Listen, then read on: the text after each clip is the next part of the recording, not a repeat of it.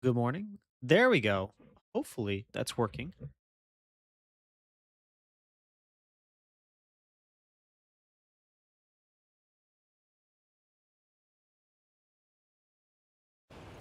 All right. For whatever reason, I lost my mic there for a second.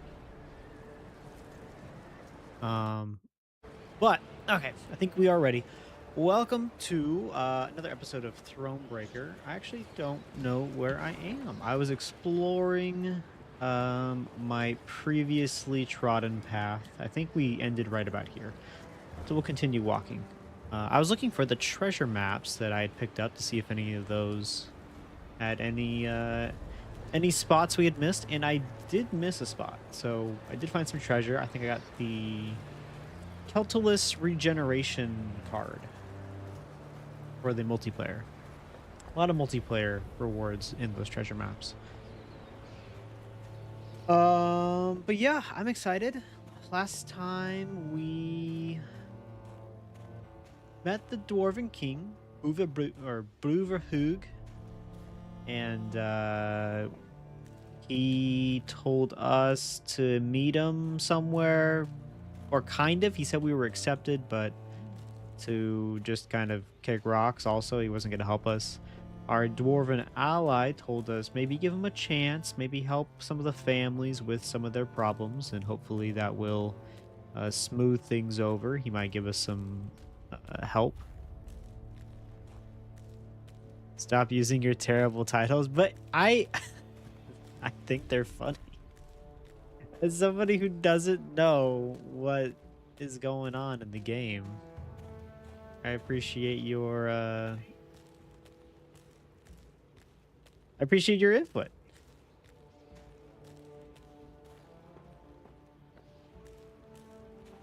But yeah, so we are continuing our march to Mahakam. We're going through some sort of cursed veil. Sounds lovely. Um Oh, I also did this a little bit off screen. There was that drinking challenge with Gascon and the and a dwarf. He successfully drank a dwarf under the table, much to Reynard's shock and amusement. And we picked up a new card, which I'm going to go ahead and put into my deck. The Mahakam Ale. Every turn on turn end, boost a random ally on each row by 2. So it's a trinket, not a trophy.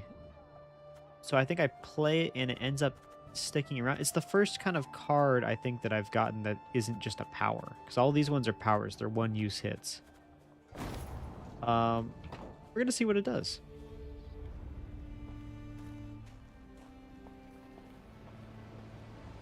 So yeah, so we did that. Dwarf King said good luck, and then we killed a dragon. We killed Keltalus to keep Ake on a happy with me.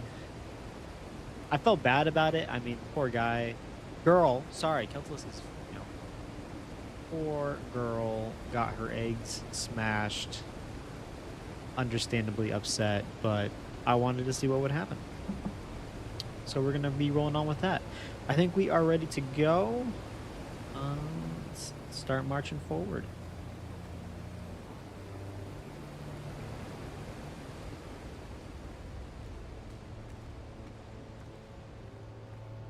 What is Nice this little place? Overwatch. Blackbrook Vale. Quite lovely. Oh, this place is actually Aye, nice. and damned dangerous. Keep your arms at the ready. I see a troll.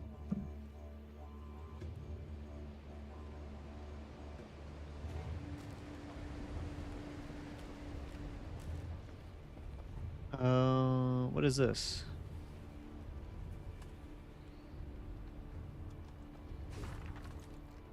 You are now entering Blackbrook Vale. Do not touch anything. Do not stray from the path. Do not spit from the terrace. Always watch for monsters.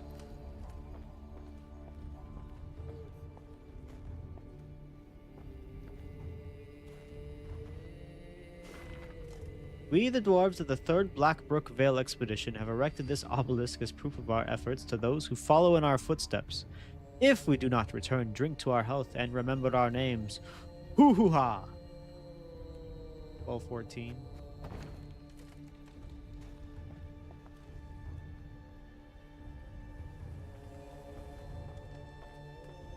Not use the titles BMR provides. Alright, fine. You can change it. Their names are the Hoo-hoo-ha. I think the Hoo-hoo-ha is like the... It's like a greeting or a goodbye.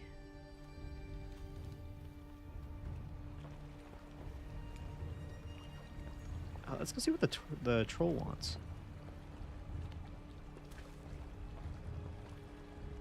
Hoo-hoo-ha.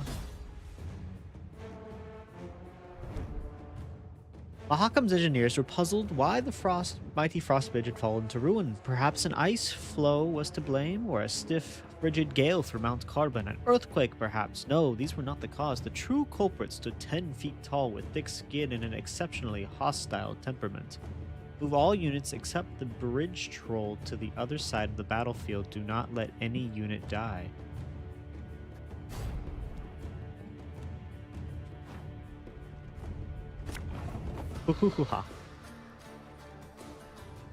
Okay. Every turn on turn start, damage 3 units on the right by 3, 2, and 1 in that order. Let a unit cross the bridge. Move a unit 1 place to the right. Force a unit to move past the bridge troll. Move to the other row. Okay.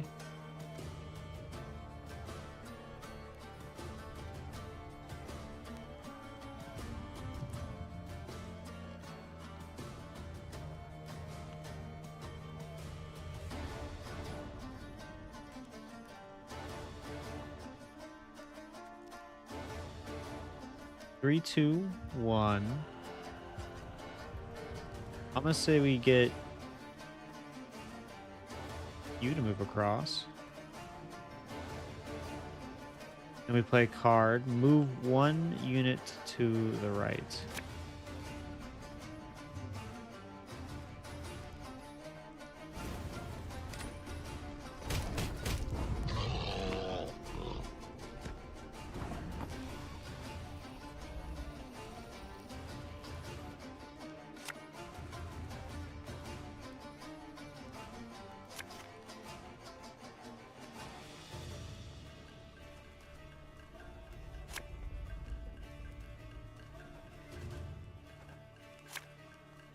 Oh, I see. Okay.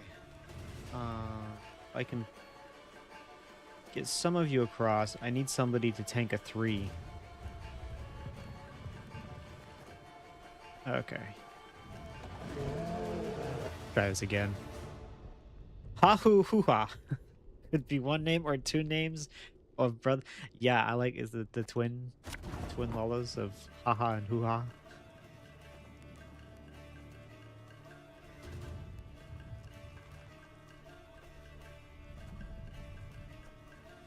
Okay. 1 unit to the right. I think we're good. We're gonna make... Well, I mean, honestly, you should cross, right? Because you are the weakest. And then you should cross.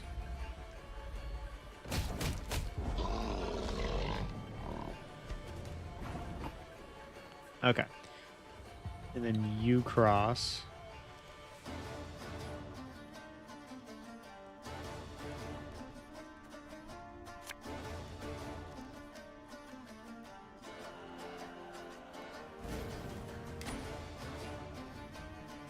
Three, 2, 1. Nobody's gonna be able to tank a 3. Oh, man.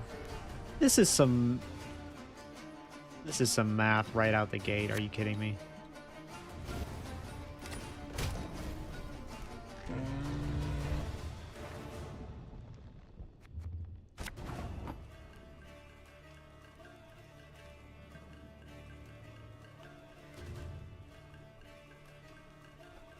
Okay, so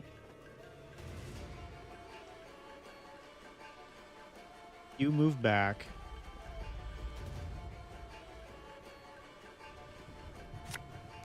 And you swap. That's not really what I wanted to do, but okay, that's fine.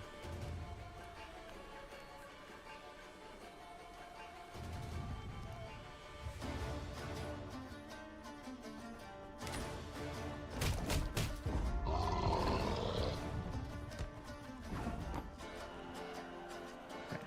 Then we'll send you over.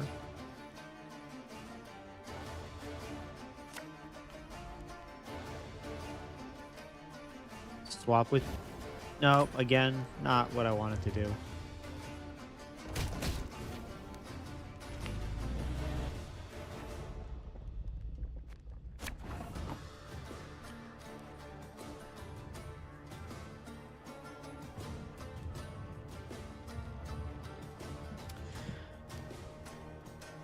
Okay.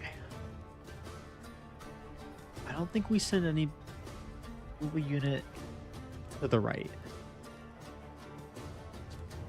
I'd like to swap you. There we go. That's what I wanted. And then we'll send you across.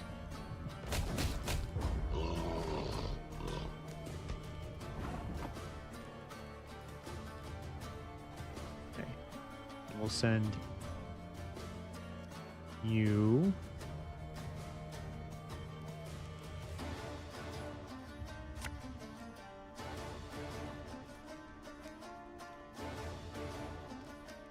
What happens if I send you to the right? Nothing. Okay. And how do I...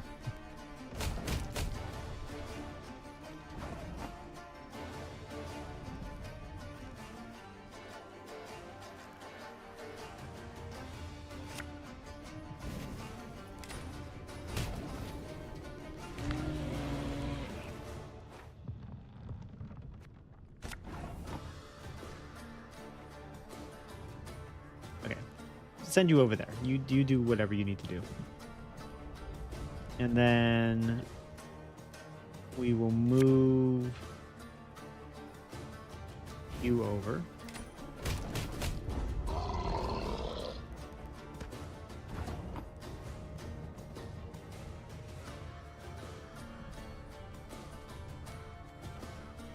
Oh no, no.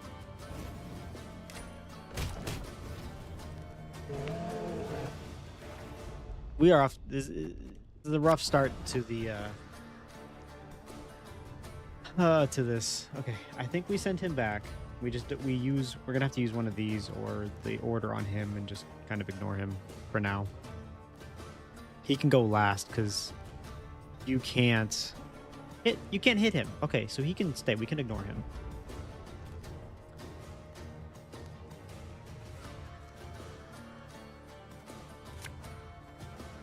Move you to the right.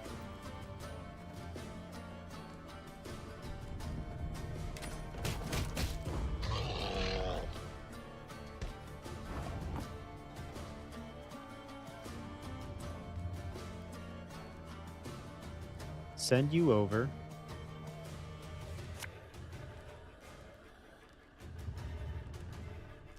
Send you over.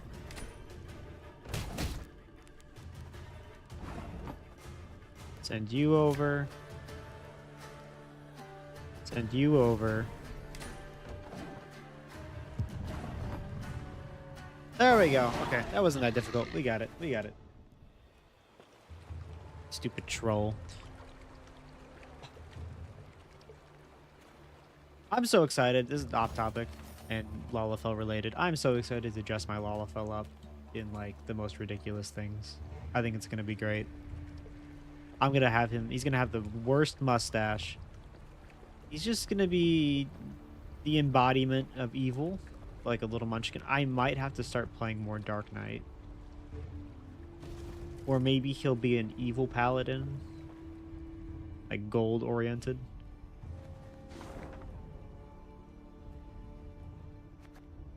Oh, there's loot.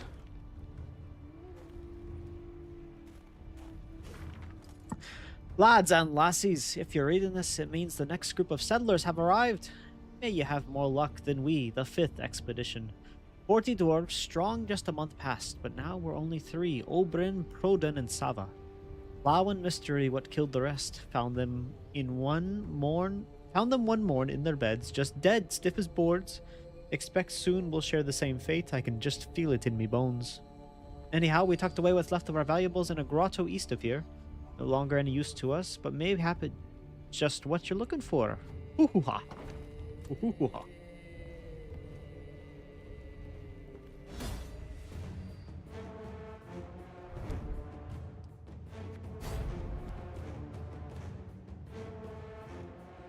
Alright, just a standard battle. Geralt could make so much money if he just accompanied this expedition. We're running into so many different monsters.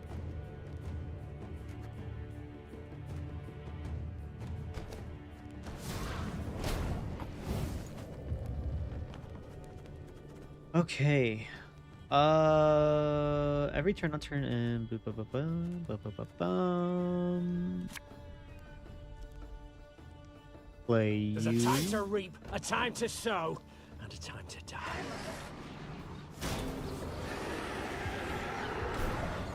For 3 turns on turn start, haunt and damage an enemy by 1 on first turn, then increase damage by 1 for each of the following turns. Not good if you are that guy.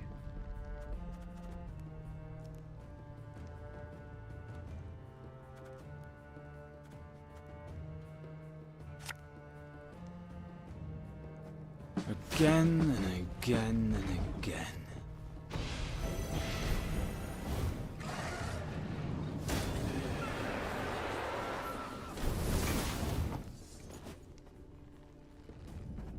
Okay, let's go ahead and summon you. Aye.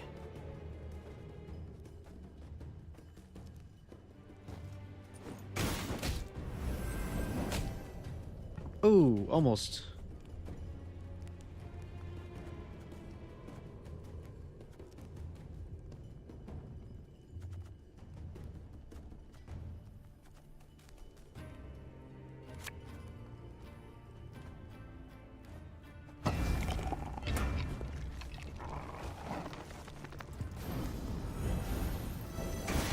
Ooh, I think we should be fine. I'm hoping the monster just folds. I don't really think I should play more cards. Restraint means you can't target bosses. Okay.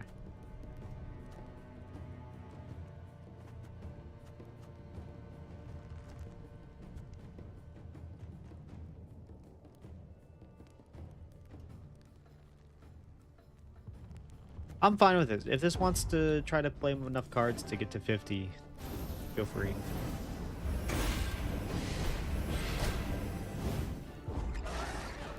Yeah, there we go.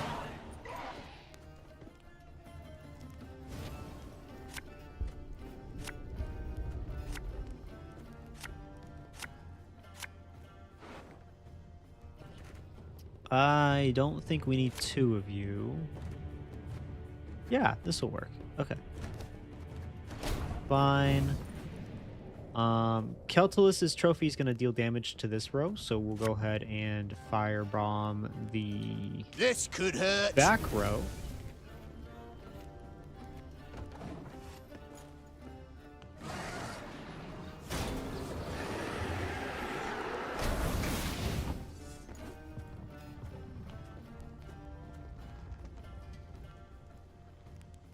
Damage an enemy by this unit's power. Okay, we'll keep him just in case. Go ahead and play this. Some blitz Should've listened to me, troopers. old lady.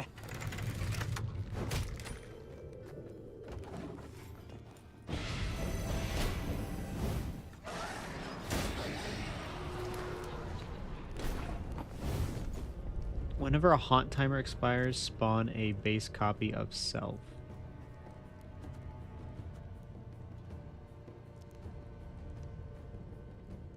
Play a random ally from your graveyard. Okay, I'm thinking Firestorm because we have this. Firestorm is going to force them to play up in front.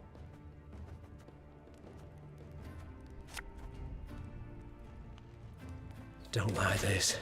So we're just going to keep playing. If they end up killing a unit, it's just going to go to the banishment area. Plus, we can send more to here, and then we just blitz this front area with the skull. Tried and true tactic. Worked like great last time. And every time they take more damage, Ike is going to get stronger.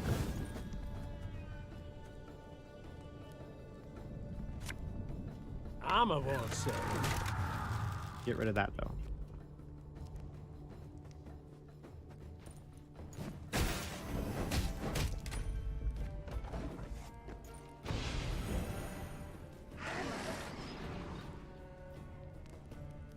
Every turn on turn start, haunt the highest non-haunted enemy.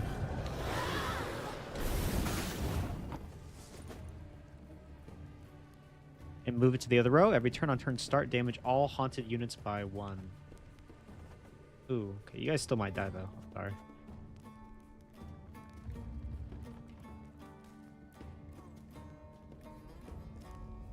Okay, that'll be by 6. Get rid of those 2.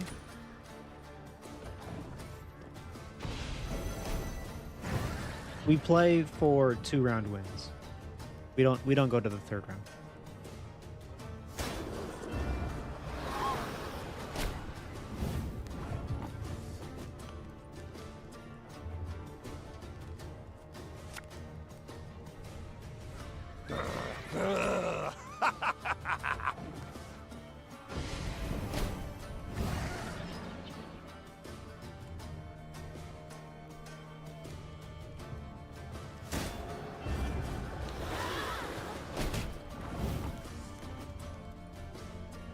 I don't think anybody here has an order, but we'll just play you anyway, just in case. As ordered.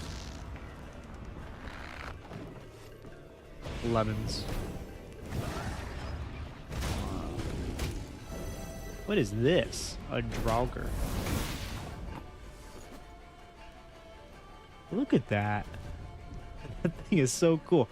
Decrease the unit's power by 33%. If it's haunted, have its power instead.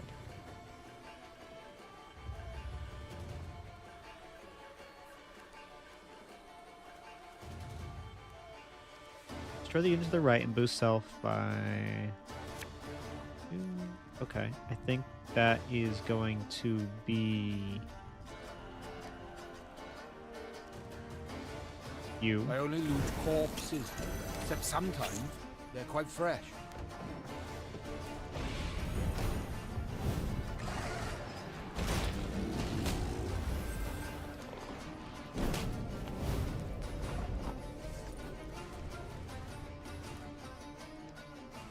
All right. We will banish all units from the graveyard. Maybe? What just happened?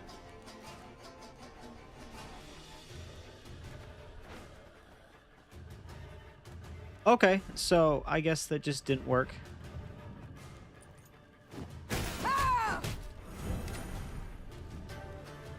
Well,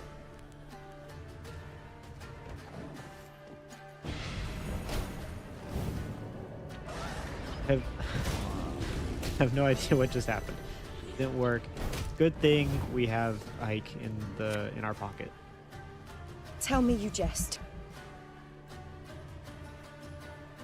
Cursed traitors.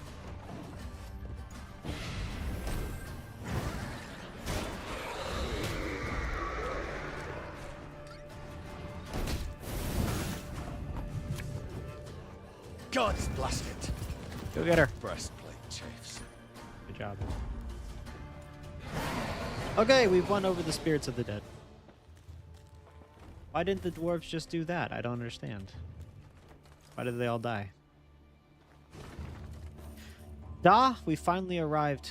The place was crawling with critters, but we dealt with them in no time. The shanties are run down, but they'll be as good as new before long. It's a damn pity there's no game in the forest. Either way, I've got a good feeling. 6 times the charm. Hoo-hoo-ha. started.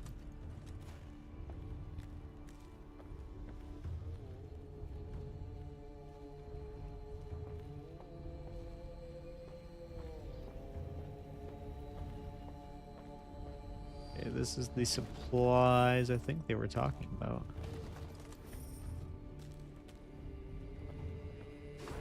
If we look at the map,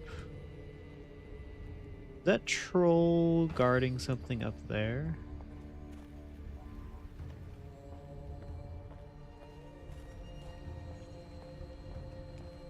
Plus, I think there was a shrine to go pray at.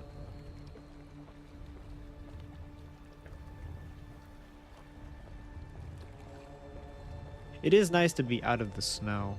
Just a little bit of a palette change. I think that is the problem, because snow is pretty to look at initially, and then I do think it gets old very fast, and that is the problem with a lot of games that take place in that environment. Milady, the dwarven bodies littered the cave, dozens with no visible wounds. Seems they sought shelter. They carried their belongings with them, items that may be of use to us. Mind you, of the 3 scouts sent, only 1 has returned. We know not what killed the others. They simply collapsed, as if paralyzed. Nevertheless, we searched the cave. That's an order. Yeah, I'm willing to risk your lives for pieces of that card.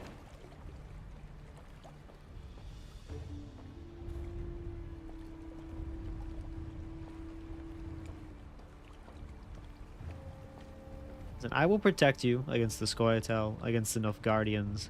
I cannot protect you from my thirst for loot. You all knew that when you signed up.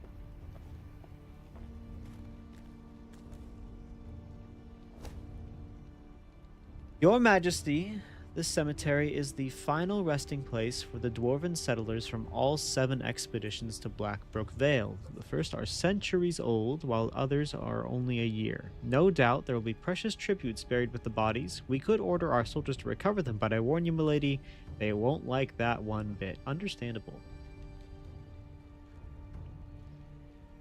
Yeah, no, let's, we don't need the mood boost, but I mean, we'll give them a burial. It's a nice thing to do.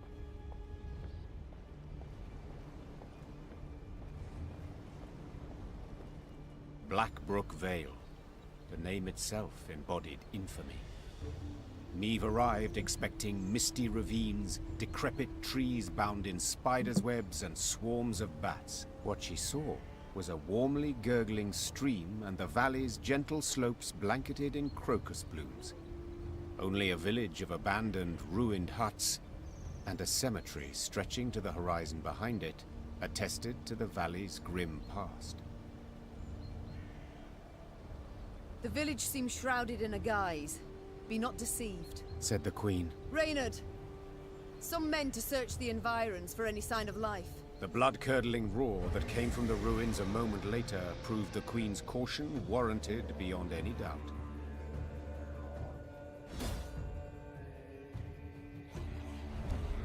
Shortened battle. If not for the aid of the Lyrian army, the dwarven settlers would likely have soon perished, shredded by wretched beasts hidden among the ruins. With the help of Meve and her men, they stood a chance of surviving. However small, the infamous Blackbrook Vale did indeed seem to be cursed.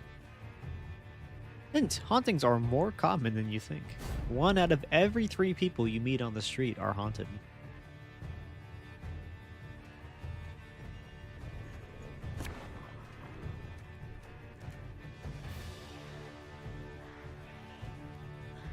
Okay. This is a good startup. Protect the settlers! Never fear! I shall protect you! Oversized Algul. Whenever Meve plays a card with even power, boost a random ally by 3. If odd, damage a random enemy by 2. Okay, so we want to start with even because we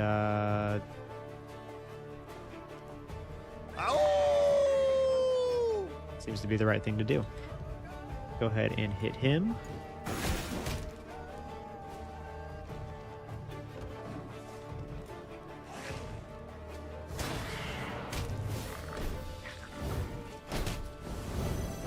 Oh no.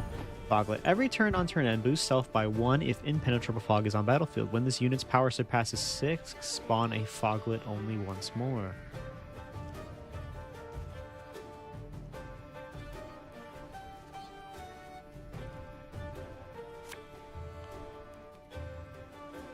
Great. Let's get rid of you. You suck.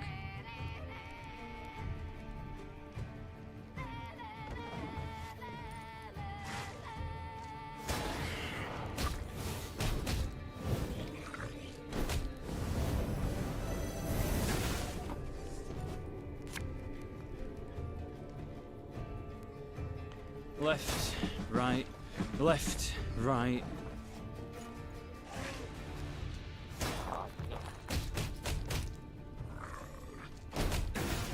Hulking Necker. Every turn on turn, start summoning Necker from your deck or boost self by 1 if this row is full. Lovely.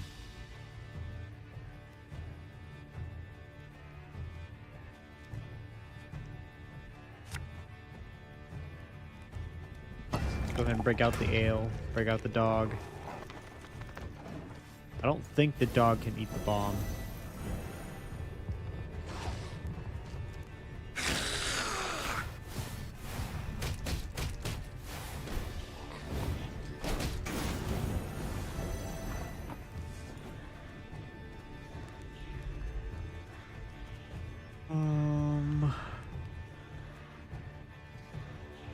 Draw and play 2 blitz units from my deck. Well, let's grab you. We can play you. We'll be reaping black-clad heads. Yes, perfect. You mad? Don't shake that! My spirit's willing and how, but these damn boots are killing me.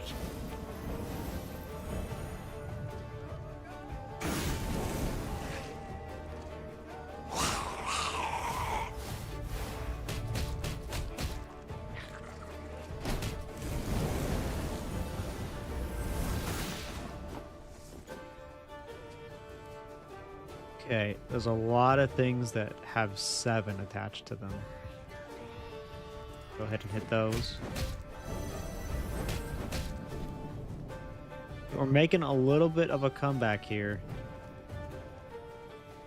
I think if we do this, it would really go a long way to helping us.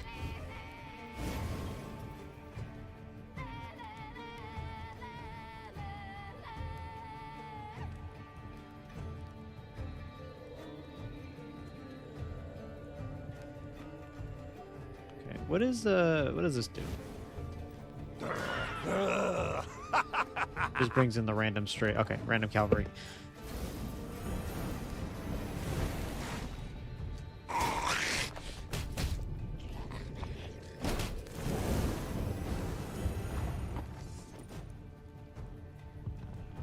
Let's banish, not the dog. Don't want to banish the dog. Banish you because you're not actively doing anything. Just take the whole finger. Which means I have a few. I have 1 unit. I can use you to bring him back.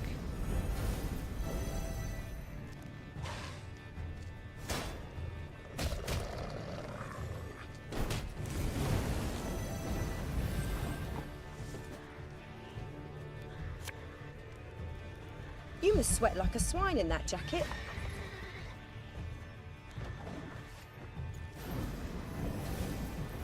We didn't get the scouts that can actually clear away the fog, which is disappointing because that's really why I wanted to bring them.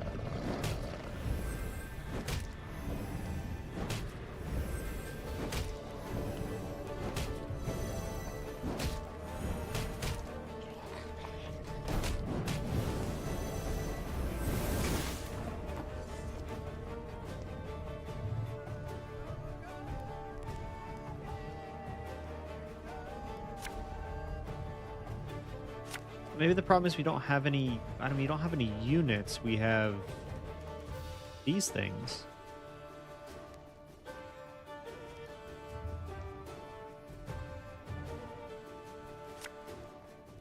Okay, we'll play a. I fear not, for faith guides me. You can hit that.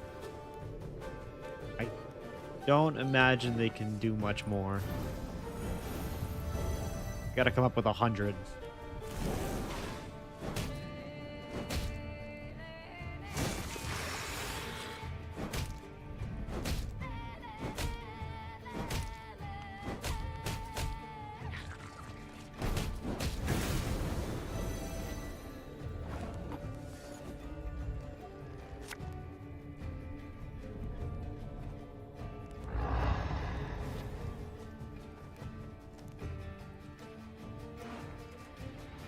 Cool. Okay.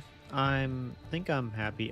What I'm really wondering is if I summon a unit from my deck that has the Lyria! yeah, okay. If it had like an order, can obviously the deploy doesn't work, but would the order work? Likely the last, that one. Should be safe now. Following the victory, the settlers' hopes seemed renewed.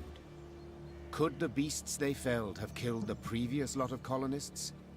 Perhaps the curse that had long hung over Blackbrook Vale was at last broken. We thank ye, Your Majesty. The settlers' leader said, slipping the satchel from his shoulder. You've granted us new hope. And a new home. The dwarves rolled up their sleeves at once and set about repairing the cottages. Sounds of hammering, sawing, and chopping filled the valley, accompanied by a steady stream of dwarven song. Meve left Blackbrook Vale, her spirits soaring. How great was her subsequent shock when the elders summoned dwarves for another expedition to the valley. It seemed the settlers Meve had escorted had met the same fate as the colonists who had preceded them. Yet what had killed either group would never be known. So we just don't figure it out?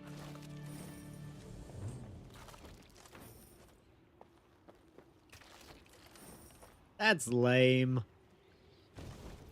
Or maybe maybe we figure it out in The Witcher and I don't remember.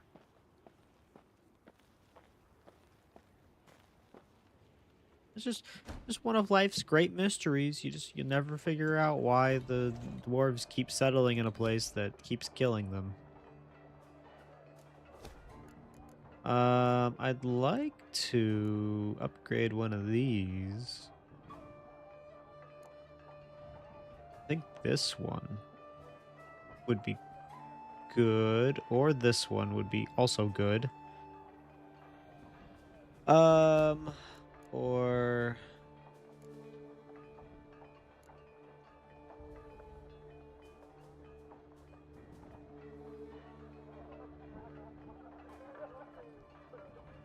this one.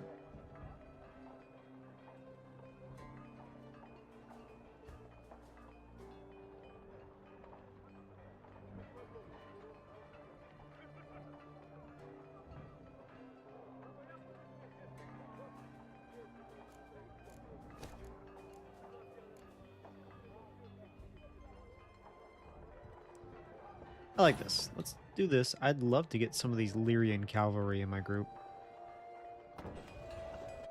Can I build them? I did take out quite a few of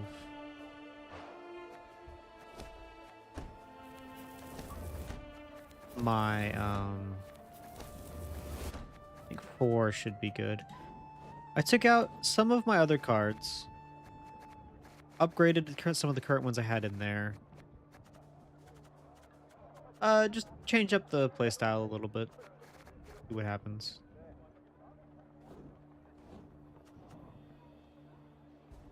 Plus that upgraded the regiment drummers, which with all the blitz units we have in the cards, they could play a ton of cards in a turn. So we will see. We are also on the lookout for the other treasure map, which is gonna look like a mine with a rail shaft coming out. The rumors Gabor had overheard were true. Scouts returned with news of a cavern at whose mouth lay rotted logs, an indication that something of great weight may have been rolled inside. The Chests dwarfs just full like of terrible gold, for places so they can instance. complain. Then again, paw tracks clearly showed some beasts had made the cave their home. Right. Decision time.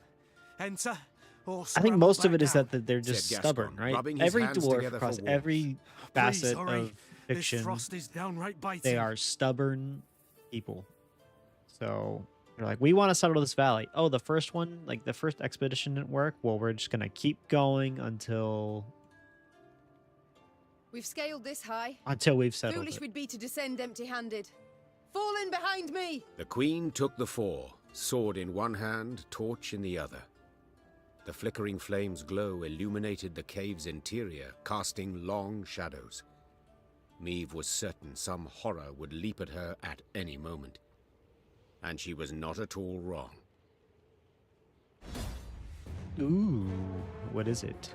Is it a spider? Crazed Shalmar. What else might these forgotten, inaccessible caverns hold? A magical rune-imbued weapon forged centuries past. Sapphires, rubies, and topaz, carved and polished by long-dead dwarven jewelers. Perhaps immeasurable mountains of gold. Find out the Lyrians had only to slay the monsters that dwelled their depths. Okay, shortened battle, single unit, special rules. We have to eliminate the crazed Shalmar. Cool. I don't know if we should have all of you, but we're going to try. Ideally, I would get that one unit that can spawn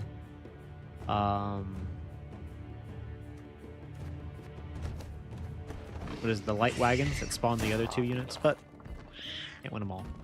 Follow me! Can't win them all. Together now!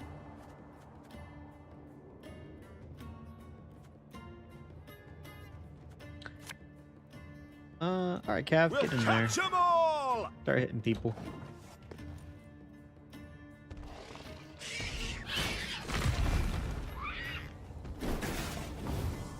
Whenever an ally is destroyed, reduce this unit's timer by 1, then play a random unit from your deck and damage it by 2. If this unit timer ends, Meve wins the battle. Okay, timer up's up here.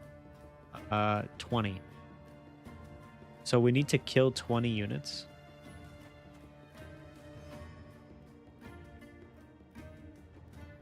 Does seem like a lot. Should have listened to me, old lady. Every 3 turns on turn start, randomly damage enemies by a portion of the Shalmar's current armor. Armor is currently 6. That's not good.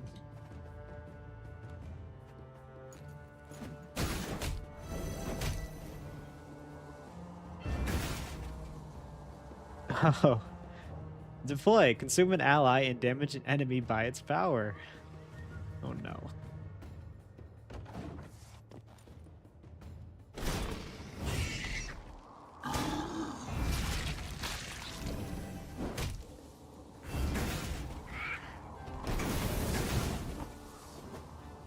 These are some really hard-hitting units.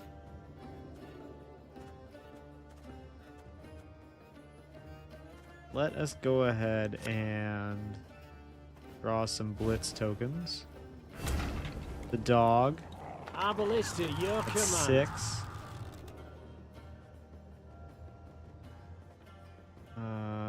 We need to start getting rid of some of these guys. Are you mad? Don't shake that!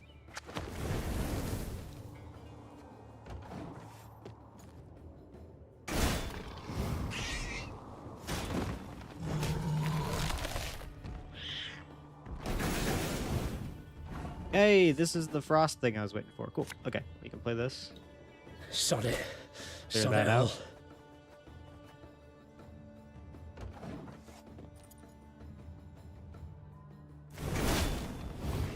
No, don't hit the dog. What is wrong with you?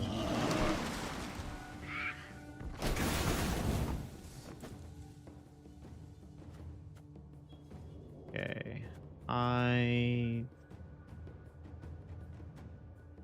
think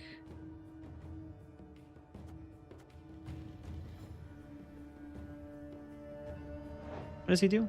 Damage a unit by 10. If it's destroyed, deal any remaining damage to another unit, or play a trinket from my deck. Do we have trinkets in my deck? I don't think so. I think we spawned with all of them. For you, pal! Let's see what happens. Yeah, we did. Okay. That doesn't do anything then. Oh, really not good.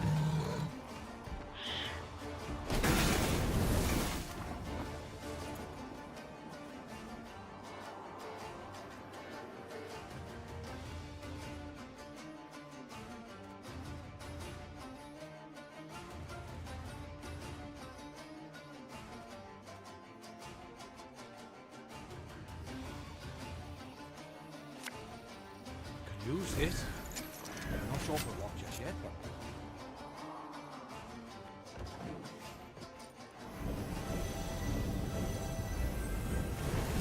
I don't have much of a plan, except that Meave's going to be able to hit everything for 8. And then we could play... Oh, nice. We got a copy. Why did we get a copy of something? Oh, it was you. Meave can hit everything with 8. So that is you. And then I can play... Oh, wait. Hold on. Here we go. And then this is going to destroy all of these.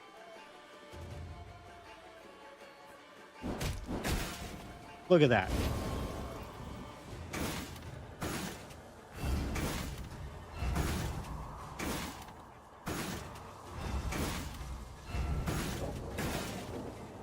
I don't think I read the fine print of what that ability did, or what this does, because that was a lot of units that just popped out of nowhere.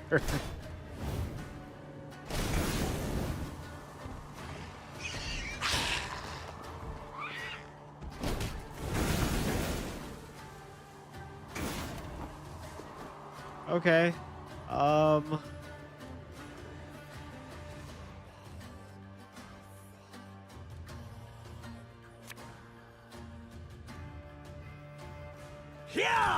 And we can... Oh, and then whenever we use our loyalty ability, that's when it pops out. Got it. It's not a deploy. Okay, we need to destroy 6 more units. I think we can do it. We definitely can do it. We could probably do it this turn, actually. If we just banish everything from our graveyard right now. 2, 3, 4, 5. Sorry, dog. Right here.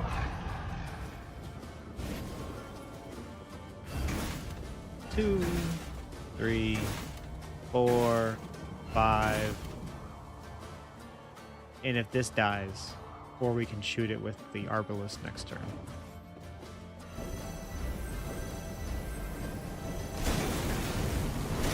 So close.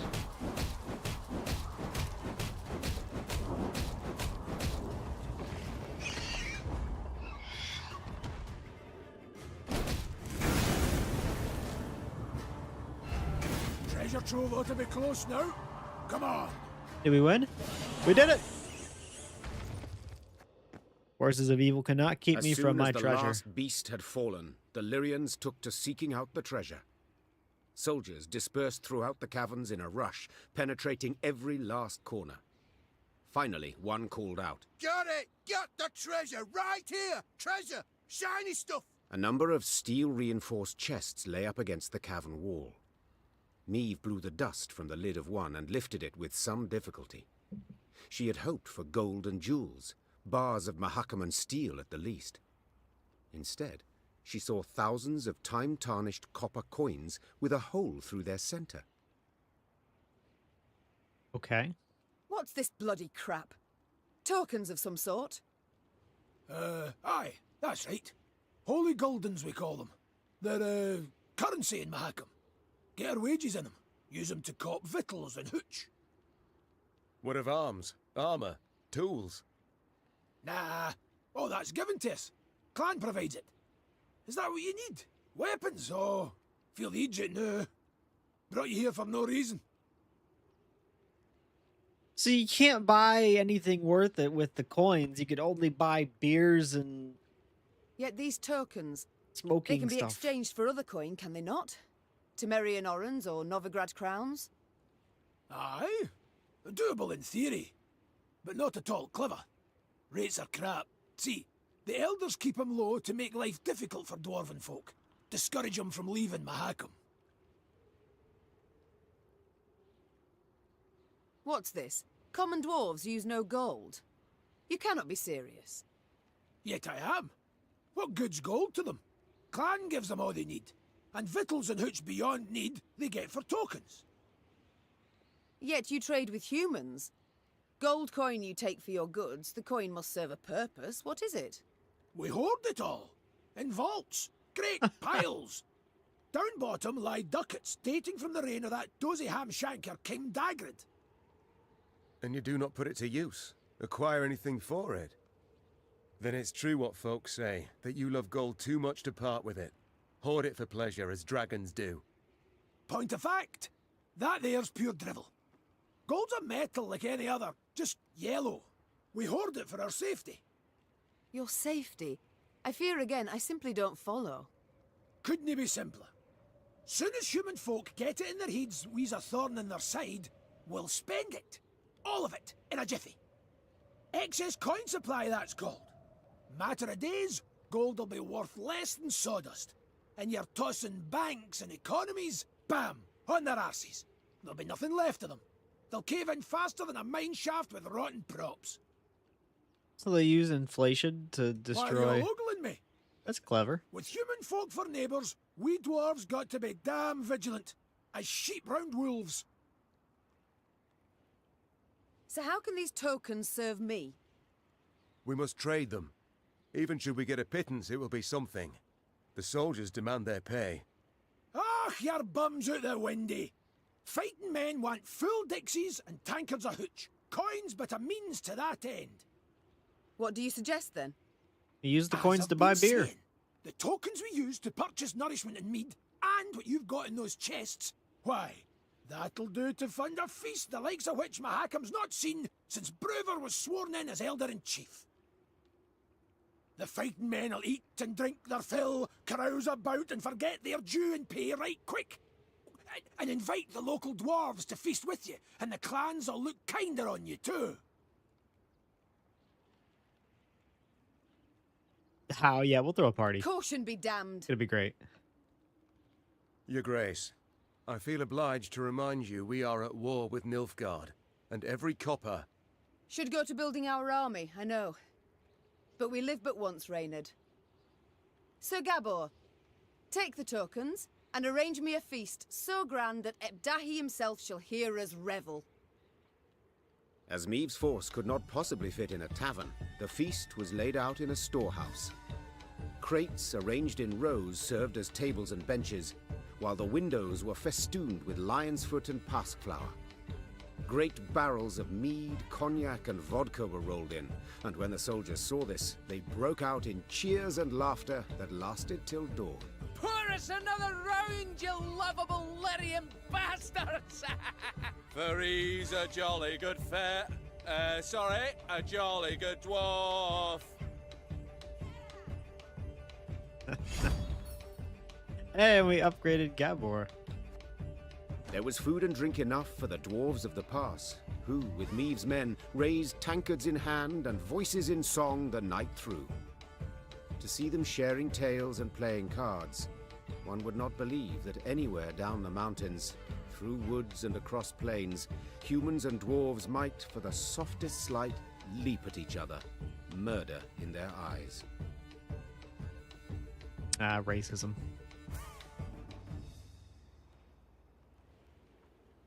Fantastic. We threw a great party. What is our upgraded Zabor gonna be doing?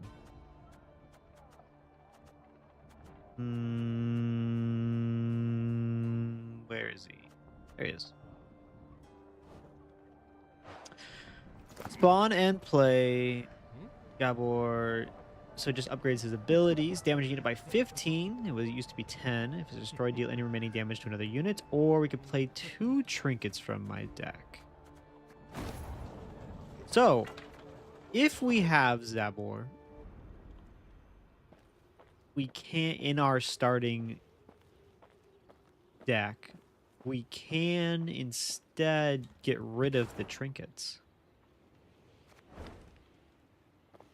And replace them with units, and then use him to play our trinkets.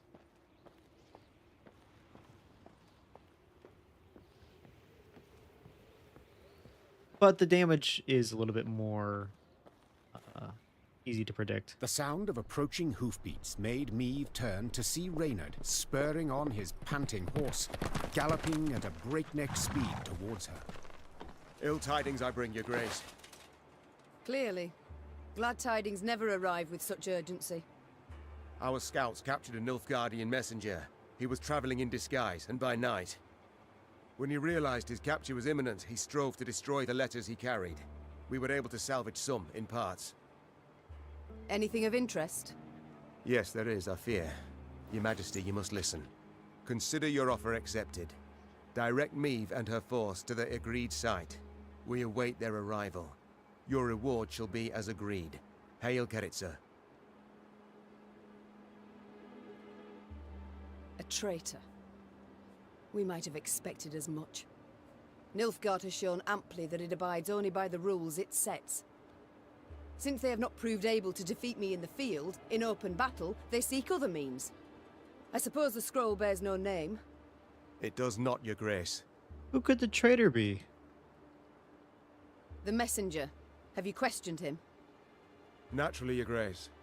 Alas, he knows not to whom the letter is directed. He was to leave it in an agreed spot. I take it tidings of the whole affair have spread throughout the force? Yes, your Majesty. The witnesses were too many to keep this fact a secret. We must thus assume the traitor in our ranks knows it as well, and will make no attempt to retrieve the scroll. A dead end.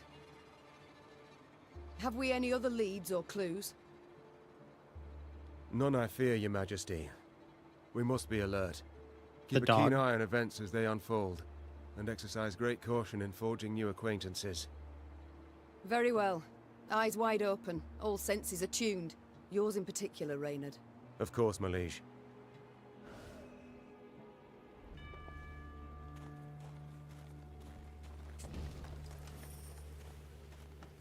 I want to say that Reynard is the only one I wouldn't suspect of being a traitor, but then, like, that's the ultimate betrayal, right? The one I don't think of. What? Well, that's yet more settlers in the ground. Ah, they was good dwarves. We would take root neath Mount Carbon, where it's warmer, but allotments for the Vale. Riding past a mine, Meve noticed a group of miners gathered around the entrance to a shaft. Frost had settled on their moustaches and beards, suggesting they had been there for some time. The Queen summoned Gabor and asked him to determine the reason for this sit-in. He returned after a few minutes and announced the most curious thing. They're waiting for the knocking to stop. Meve's frown prompted Gabor to explain in greater detail. According to our laws, dwarves can't go into a mine if there's knocking coming from inside. We're obliged to wait for the ruckus to quieten down. Ah, yes. Our own miners share this superstition. Reynard interjected. They say the knocking is that of a treasurer gnome, a kind of mine ghost. With all due respect, your miners are dimwits. Gabor said, patting Reynard on the shoulder. Knocking means an imminent and abrupt discharge of the potential pliable energy of rock formations. In other words, you can, a rock burst. Except usually it's all done in a day or two, whereas these lads have been waiting going on 2 weeks. Foreman's grown impatient. He'd like to send someone down the shaft, have him see what's at issue, but, well, the code forbids us from doing anything of the sort.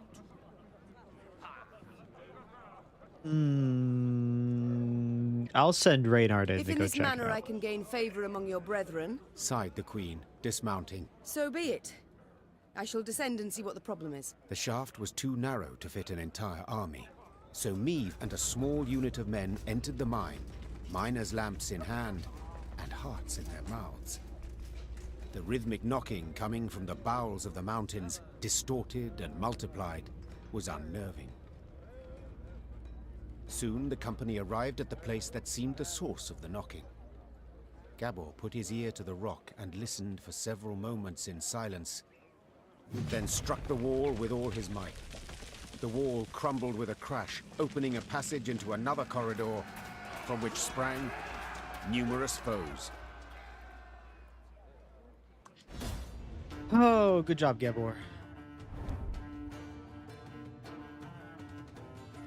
What are these? In the darkness of the abandoned mine shaft, it was impossible to discern who stood against Meave's force. It was clear that only that they were men, or at least something taking their form, imitating their voice. Knowing her sword was too large to thrust in this tight shaft, she threw it to the ground and reached for her dagger. Just random cave hobos?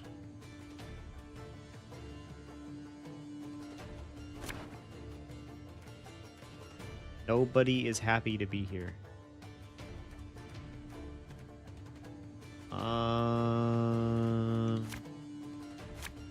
Don't need all of you. That should do it. Shadowy silhouettes. Did you hear something? What was that? Deploy. Damage an enemy by 7 if it was destroyed. Boost self by 3.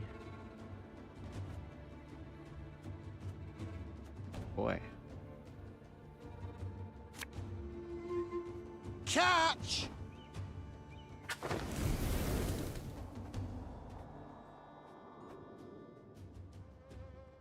I probably want to play the horse. Okay, yeah.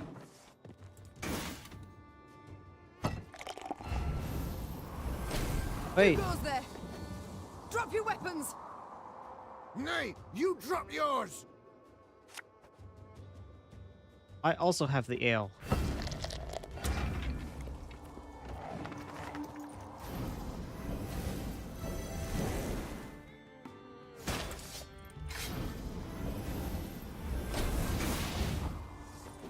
If this unit's power drops to 4 or less, shuffle it into your deck.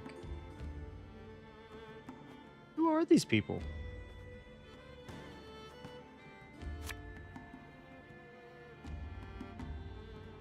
God save the Queen! Ah! To the last!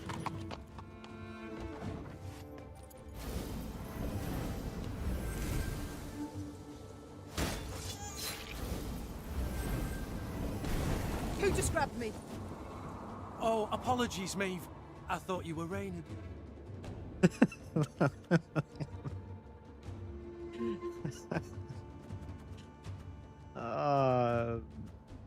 Funny. The chase is on!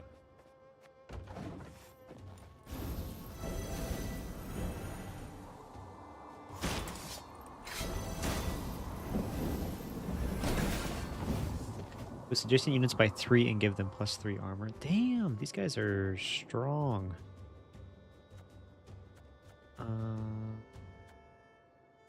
Okay. Play you. Aye.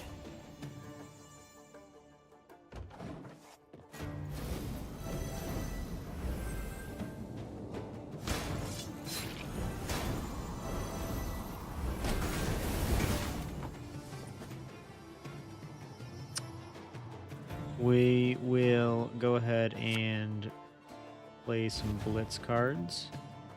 Arbalist to your command.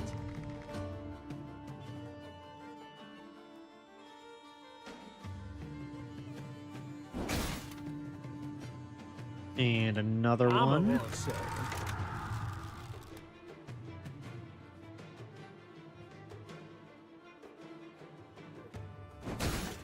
To get rid of some of that armor.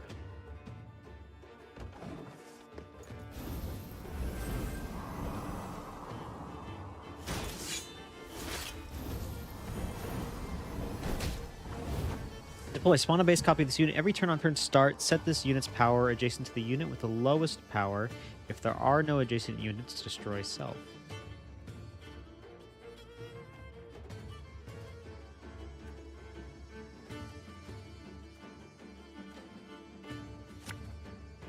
Go ahead, play you on the back So much line. anger and suffering. For what?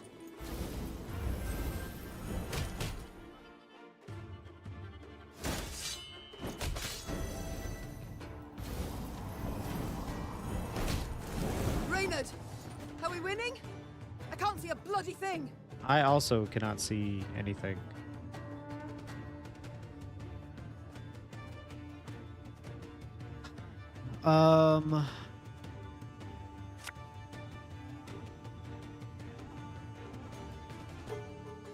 Well, let's play. You can try to this. win them all, but you won't. Won't. Couple of units with 10.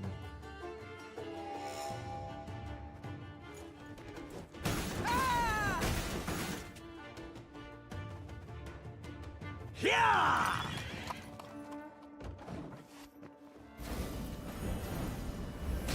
Yeah, those horsemen are going to be strong.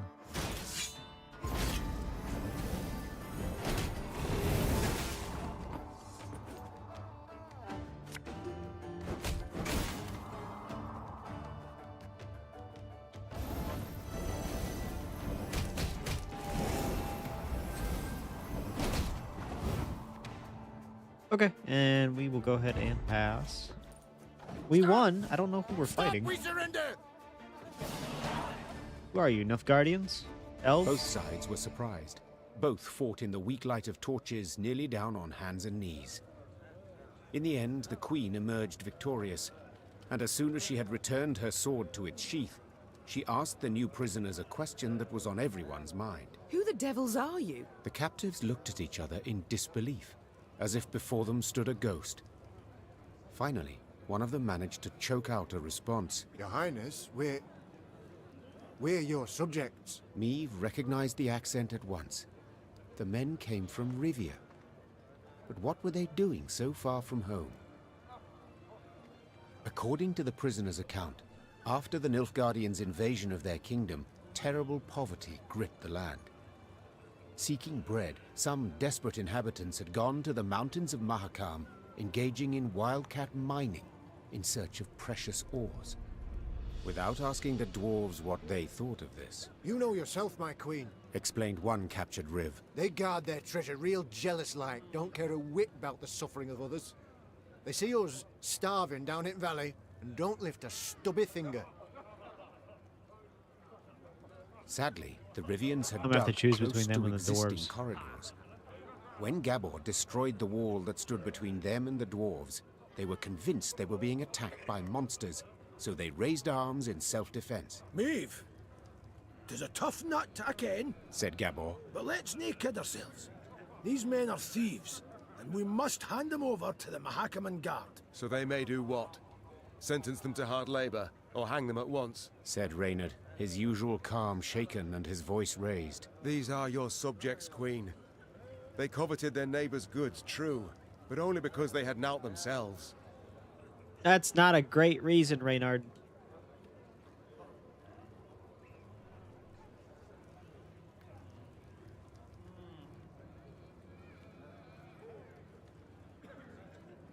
They broke the law.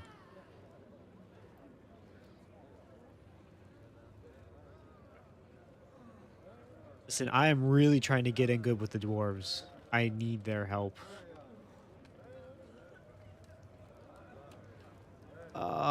This is gonna be tough. If dwarves left the mountains to rob the fields of Rivia, Said the Queen after some consideration. I'd want to judge them according to our laws. Like it or not, Bruverhook has the same right. But, milady, you're us queen. You swore to protect us. From harm, yes, but not from due punishment. With a heavy heart, Meve handed the Rivs over Nobody to the liked Mahakaman that. Guard. Yeah. What happened to them, I cannot say for certain. But they were not seen again. Well, boys, a wee swig and we get back to work.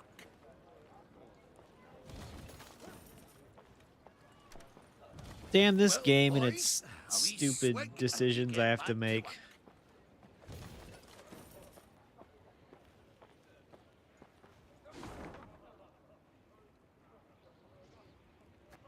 We'll go pray at the shrine, make everybody a little bit happier. We get a new report. This is the trader's letter. Okay.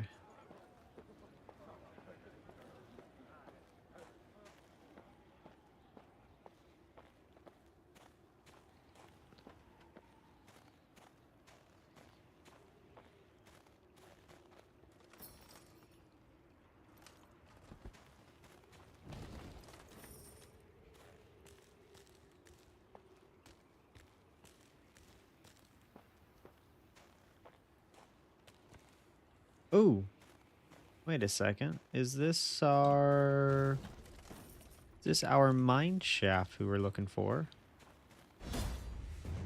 Well, this is a puzzle. Lyrian winters are mild, frosts are rare, and snow, should any fall at all, melts the moment it lands. Yet Meave's soldiers have now witnessed an expanse of the frosty powder blanket the peaks of Mahakam. They delighted in the harsh beauty of the frigid landscape, then were struck with an ingenious idea to pack snow into small orbs and hurl them at each other. Hilarity and hearty laughter ensued for minutes, that is until a troll joined their revelry. To their terror, he had brought rocks to a snowball fight. Not let Meave die.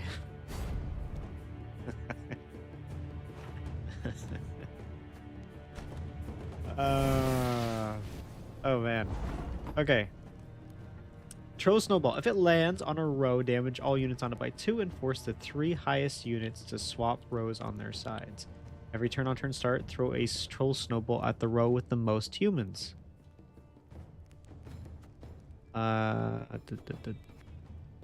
There's no special power. Move 3 cards to...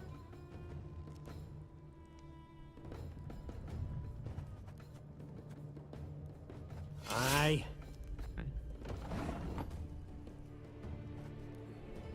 Every turn on turn start, throw a Troll's Snowball at the row with the most humans. Ah, should have listened to me, old lady.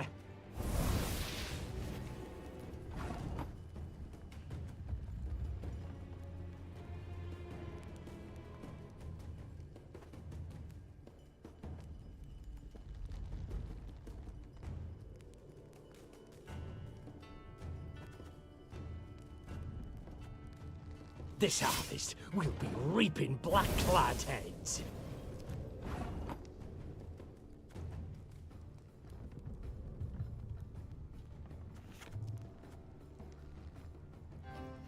My spirit's willing and how, but these damn boots are killing me.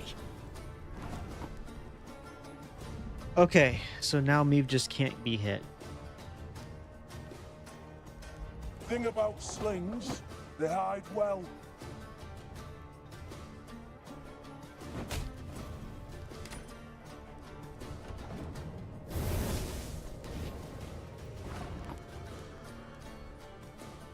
Hey?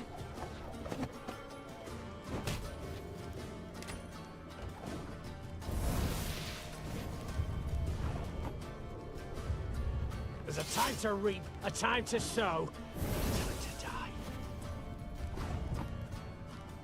Okay, and if I just play this here... Ever have a storm knock out one of your team? Oh no.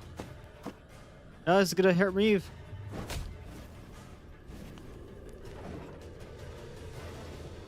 Okay, try it again.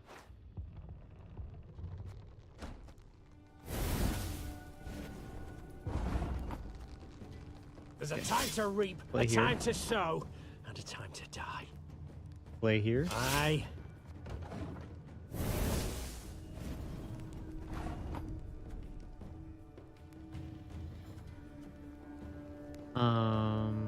Play here. Should have listened to me, old lady.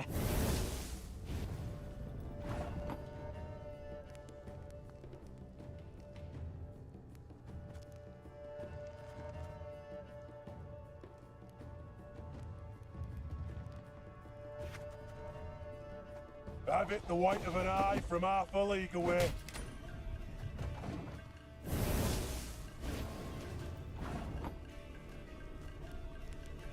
This harvest, we'll be reaping black-clad heads.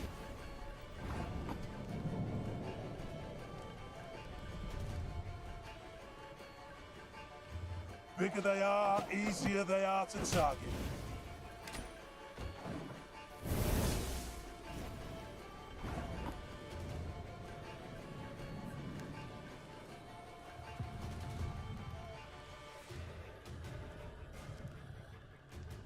My spirit's willing and how, but these damn boots are killing me.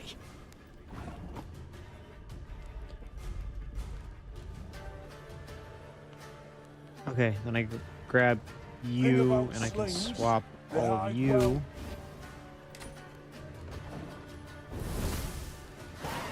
There we go. Did it. Nice. Can't even snowball fight, right? I did it in the end. Calm down. Love that the trolls are traveler's map. Okay, that's not exactly what we're looking for. So the treasure map hunt continues. Not convinced we're gonna find it.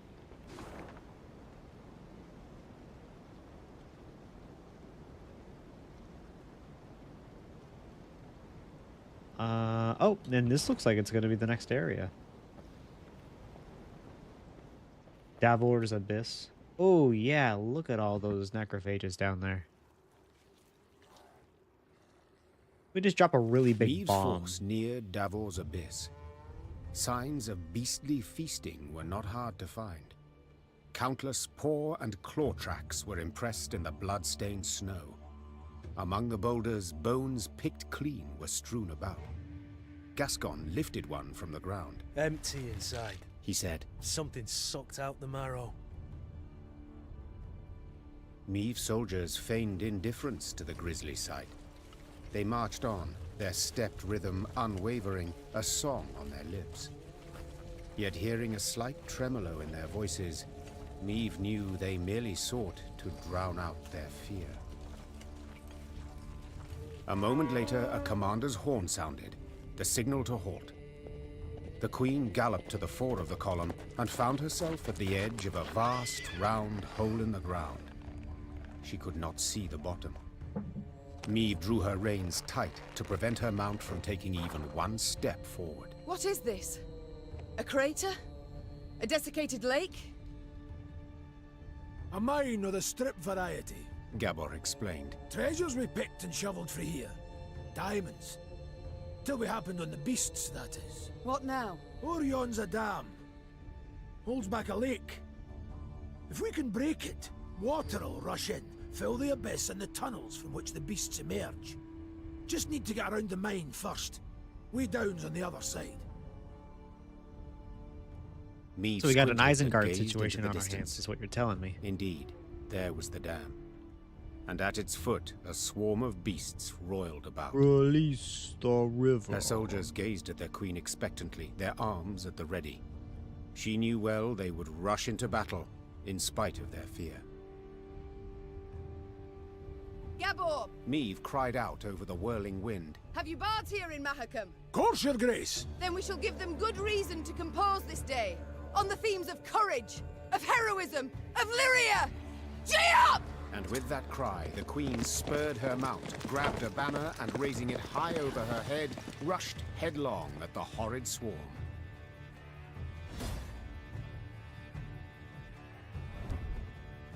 Okay, the dwarves delved deep into Davor's Abyss, and from it pulled diamonds of unsurpassed quality. These stones glistened at all the courts of the north, bejeweling crowns, capping scepters, studding chalices, and glamorizing ceremonial swords. Some stayed in Mahakam, though in more mundane incarnations, as drill bits or crystal cutters, for example.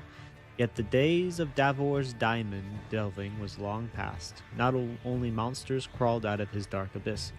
Gain 7 charges on your old catapult without it being destroyed. Hint, keep your catapult well maintained on all sides.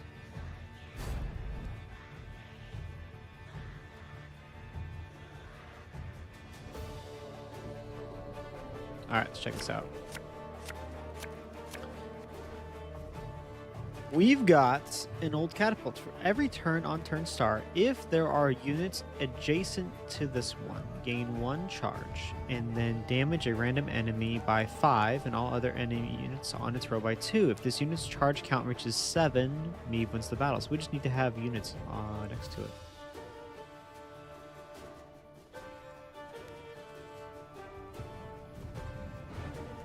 In that case,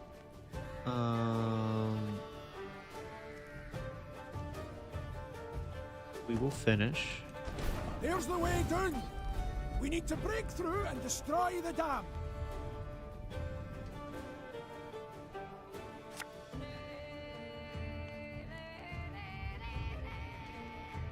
Go ahead and play you. John.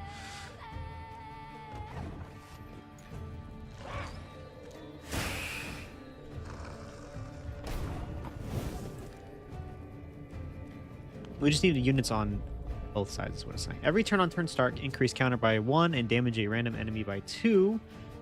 Multiply this unit's counter by 3 and damage a... Okay, that's if we kill it. In that case, we will go ahead and play you. There's a time to reap, a time to sow, and a time to die.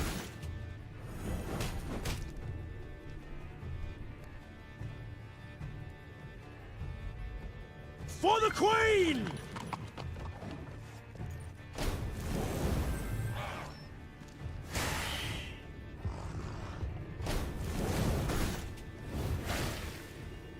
Ooh. Play you. We just need to keep units on both sides of this.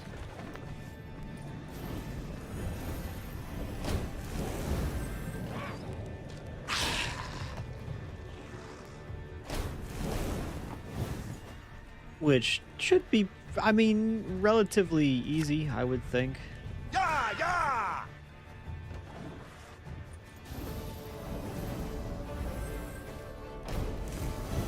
Your Grace, monsters approach from all sides. I see that, Reynard.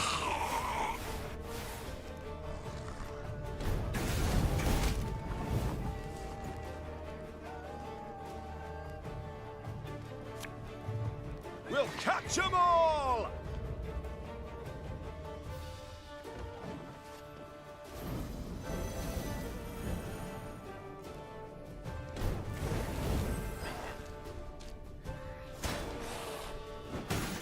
What?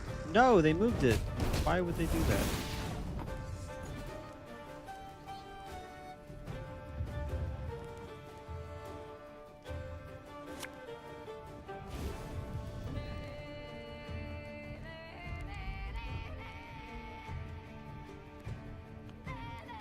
The chase is on!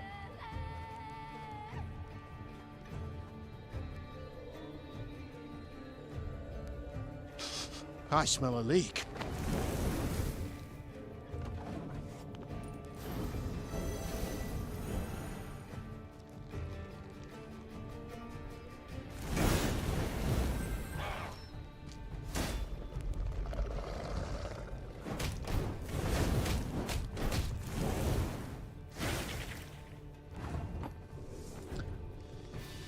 Yo, what's up, Pilaf?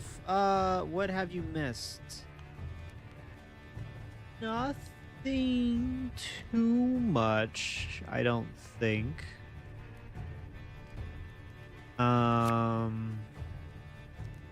Give me a target. We've just been doing random things for the dwarves.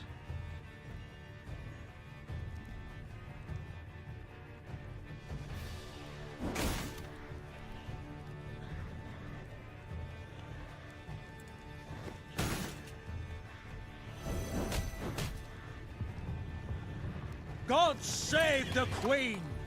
To the last!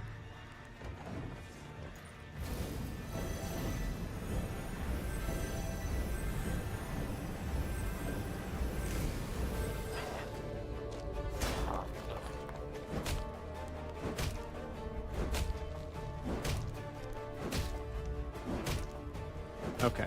Okay. Excellent! The dam's about to give!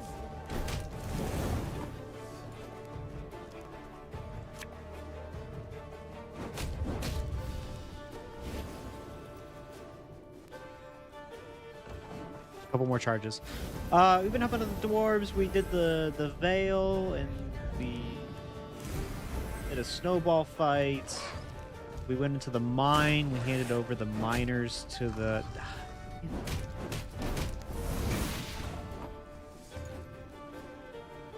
I can't move.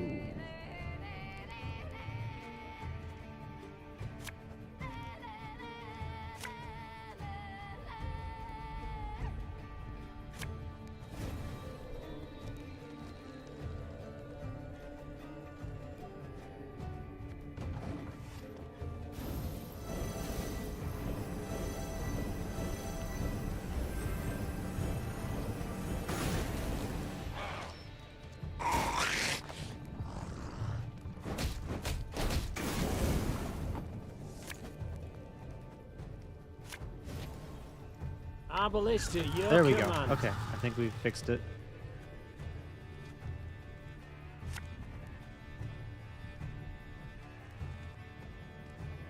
Can use this.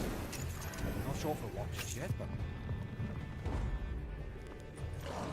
No, what? Okay, I guess that ends it. That's dumb.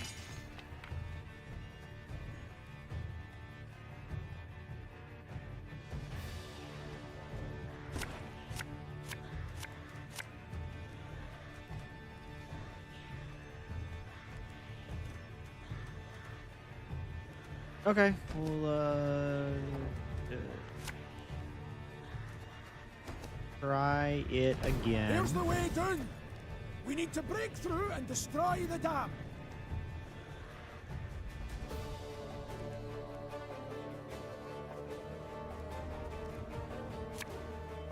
Watch your heads!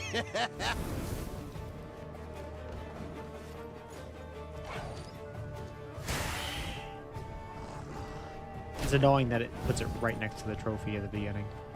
Okay. Go ahead and play you. this harvest will be reaping black-clad heads.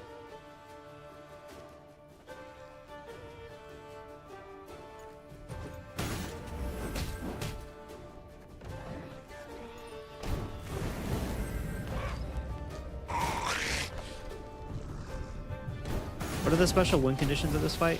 So we need the catapult charge to reach 7. In order for it to break. We're trying to break the dam above the giant pit. And every time it has units on both sides, the charge goes up. But they have units that move the catapult around, and it's rather annoying.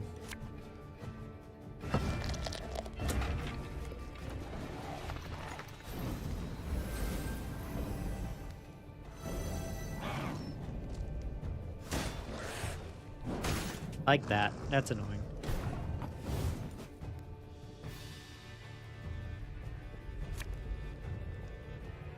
My spirit's willing and how, but these damn boots are killing me. Your Grace, monsters approach from all sides.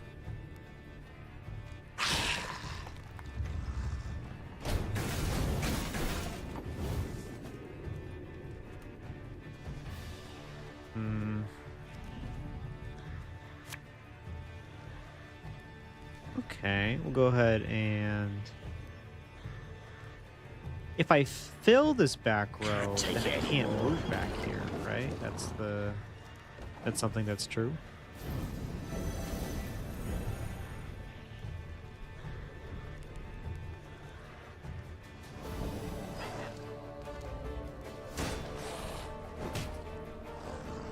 Dang it!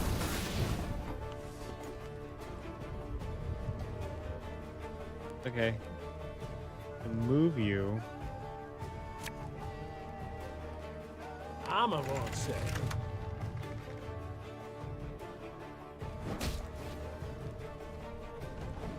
And I guess if it dies, that's also bad.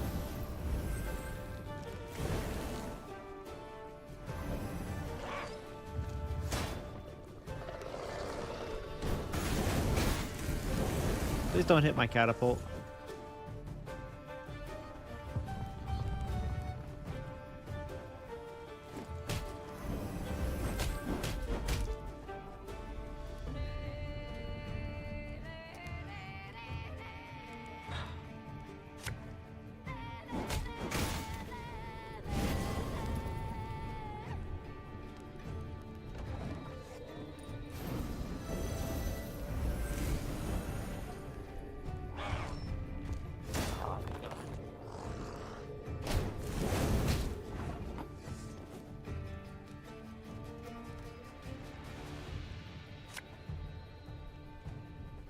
Use it.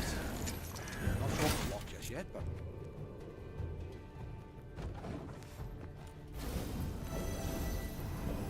I don't think I'm gonna physically have enough cards.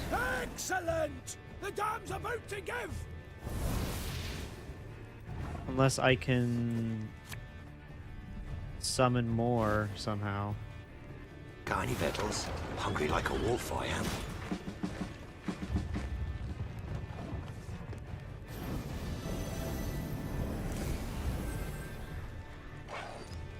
At 5, it's gonna go to 6. I'm gonna be able to play a card. Get rid of those 2. Destroy that. Pass. And it wasn't quite 7. Okay. It's ridiculous.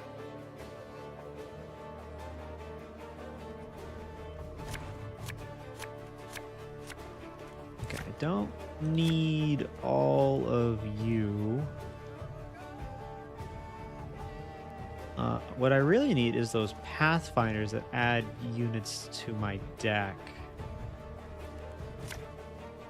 Dog. Reynard. Scytheman. Here's the way down. Lemons. We need to break through and destroy the dam.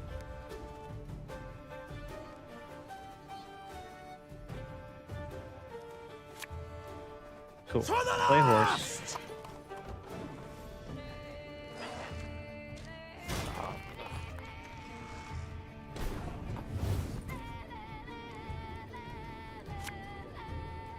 Play Scytheman. Aye.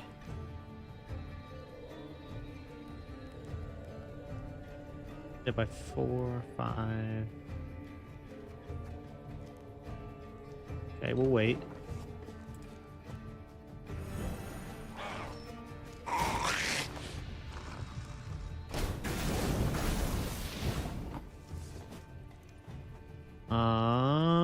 Okay. Play beer mug.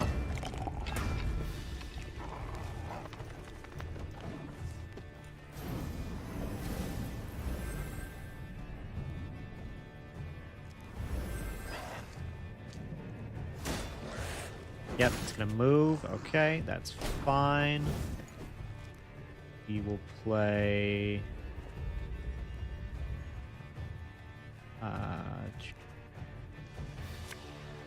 Scytheman, and then to me, we'll old lady. attack. Play another horse.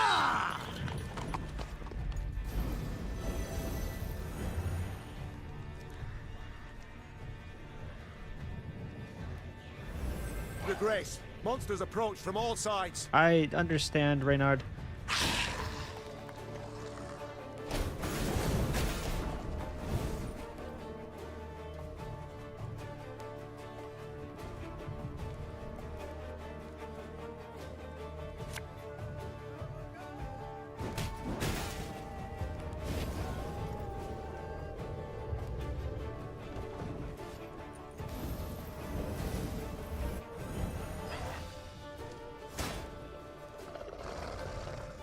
As long as it stops moving the catapult around, we're gonna be fine.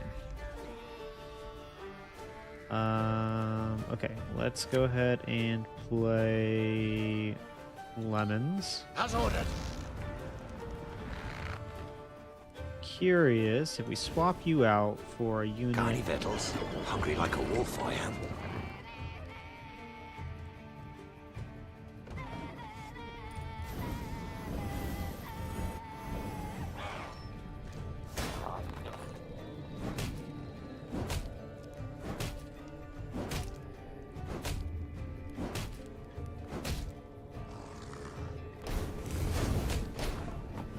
Four.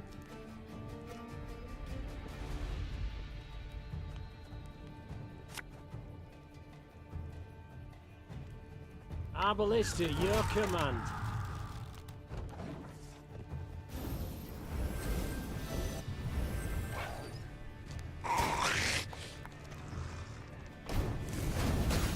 Excellent! The dam's about to give! Come on, just two more. Just two more. That's all I'm asking for.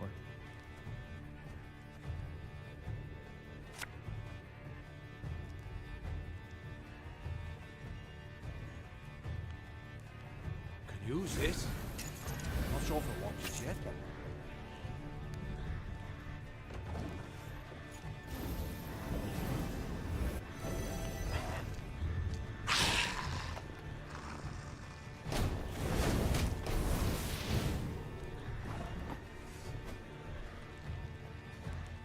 Okay. We'll go ahead and banish you. That's fine. Get the back line. Use you. Doesn't really matter what we're doing right here, but make me happy. Cool. Play more horses. Mahjong, mahjong.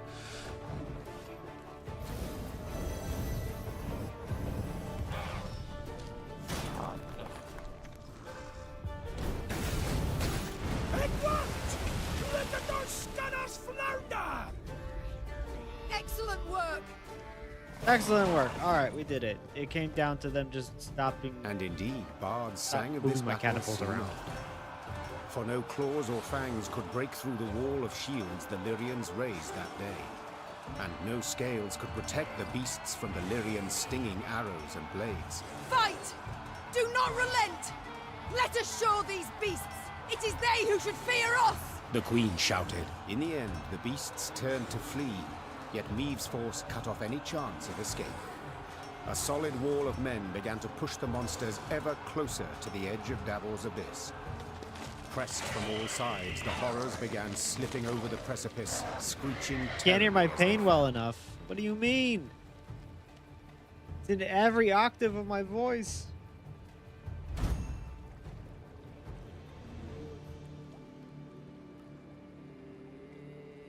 I don't even want to add this card to my deck. That's horrifying animate. Look, blood dripping and it's like gulping. You can see it going down the...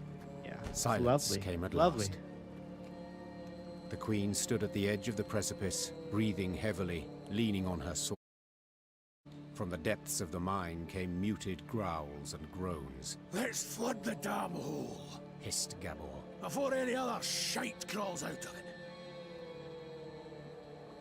A rush of icy water suddenly rose, then just as abruptly plunged into the mine, flooding the pit. And where once lay Davor's abyss, now lay Davor's pond. Meave descended back into the pass, exhausted and covered in beastly blood, yet also exceedingly pleased. She was one step closer to dwarven support in the war against Nilfgaard. Hopefully there's no necrophages down there that can swim. That would suck, huh? Wonder if blood counts as a snack for the dog. Once the Lyrians had put some distance between I themselves mean, the dog and the now eats the bone destroyed necklace monster lair, sometimes. Meave ordered her men to pitch camp. Then she sent the quartermaster off for food and drink. The soldiers lit campfires, then set aside their weapons. Soon after, lively music and song could be heard throughout the camp. Your Majesty, Reynard said from behind Meave's back. A messenger from the Elder-in-Chief. The Queen turned to see a dwarf in a richly adorned jerkin and a shako with golden seams. She stifled her laugh into a smile and lifted her chin proudly, expecting praise and a pledge of aid in the war against Nilfgaard. My lady, your daring deeds have come to the Elder's attention, said the dwarf in a measured voice. He's positively irate and demands an explanation. Irate? But why? I and my men, we've aided you greatly. Elder Hug awaits at the Long Bridge. You'd be wise not to keep him there any length of time. And with that, all the Queen's enthusiasm for a celebration was instantly gone. She waited until the fires expired and the songs died down, then gave the order to march.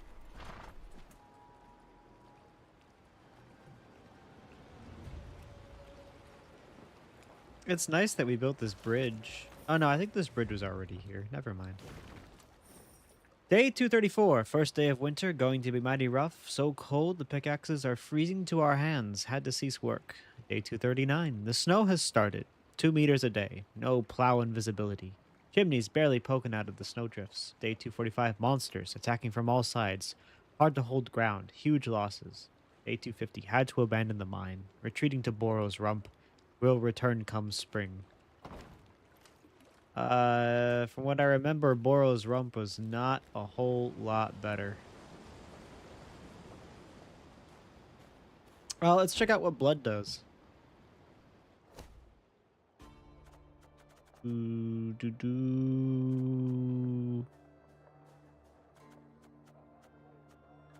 There it is. Look at 5 cards from your deck and play 2, then discard the rest.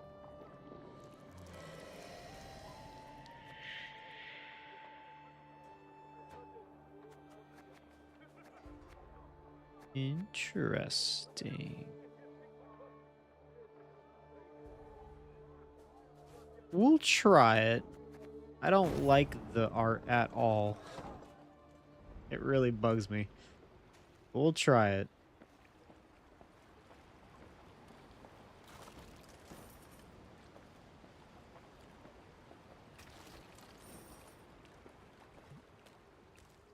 I can't believe the Dwarf King is not happy that we blew up a bunch of stuff and also drowned out a mine. So ungrateful. Eh, kill the dwarves. No, the dwarves are... Listen, if you said kill the elves, maybe.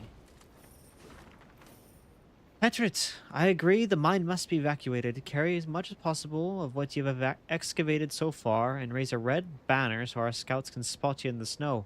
All of Boros Rump looks forward to your safe return. Tomar Fuchs. Okay, we're looking for a red banner where there may be treasure.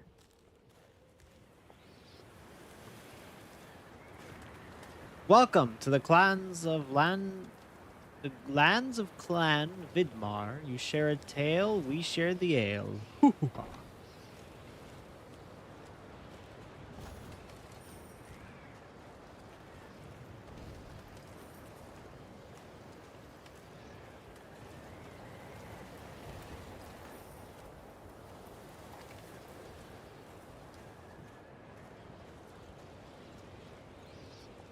The ruins of Whiteforge. Gazing towards the horizon, Meave noticed a dark shape outlined against the mantle of snow that lay on the ground. It proved a tower, toppled and broken in pieces. Around it lay the ruins of other buildings, blocks hewn out of basalt rock protruding from the permafrost. That'd be the Clan Vidmar ruins, said Gabor, hollering over the wind. Rich ones had their clan seat here till earth tremors turned all into dust. Hundreds of dwarves lived here once, and now, not a living soul. Ah! Help! Save me! On the contrary, there was someone midst the ruins, and said someone was clearly in trouble.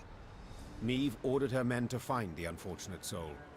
They returned moments later, leading a dwarf whose teeth chattered. They had found him in a ruined building where he'd sought shelter from ghouls. Judging by his appearance, the dwarf had spent the better part of a week there. Bang. Mirko Vidmar, they call me. he said, patting down unkempt hair that seemed to reach in all directions. I came here seeking a family heirloom, lost in the tremors and the chaos they caused. I ken the chamber where it ought to be, but, well, beasts made their lair there. I cannot drive them off on my own. But bold warriors like you ought to cut them down in a jiffy. So, will you help? Sure. I too have lost my home, estate. Said the queen. I hope So you're not lying to understand me. well what you feel. I shall help you recover your heirloom. Your name even Mirko. Call it a whim. Mirko Vidmar's face lit up. Though he'd spent a week besieged and eating stale biscuits, and though there was a hoarfrost in his beard, he quickly trotted to the front of the column and led the Lyrian soldiers to the underground chamber. As promised, beasts awaited there.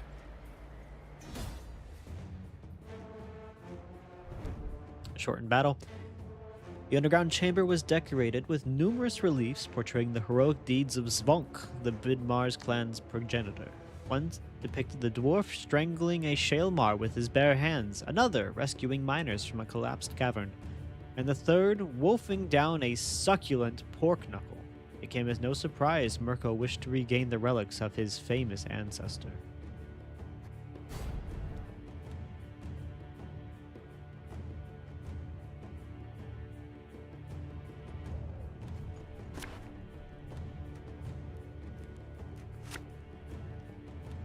All right. Dun, dun, dun, dun. Everything looks good. Let's try it. The ruins! From there they come! Drive them back! All right. Whenever a unit is played, it may be seized by this card. When a seized unit takes damage, move it back to its original position.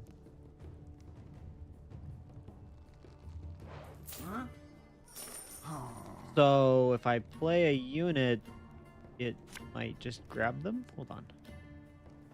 We'll catch 'em all!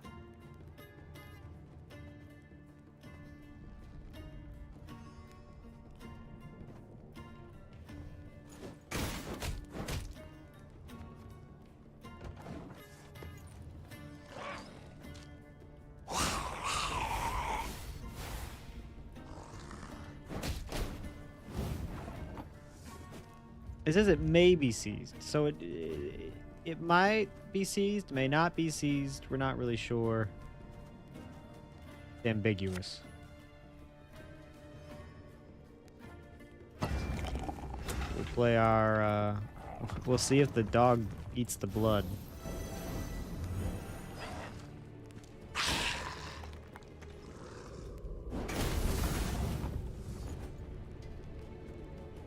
Okay. Let's see if blood, what that does. So we can play 2 of these. Okay. We will play you, and then we will play you. And the rest of them are banished. Sod it. Sod it all. Never mind, he was grabbed. Give me a target. Hi, I'd like that back, please.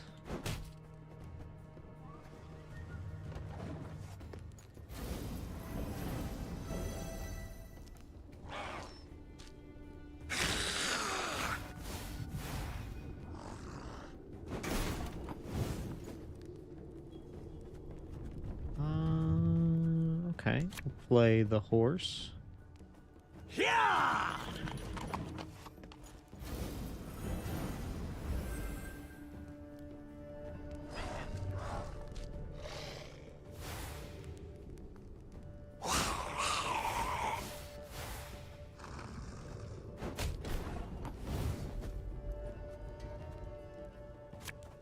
We will play you. Left, right, left, right.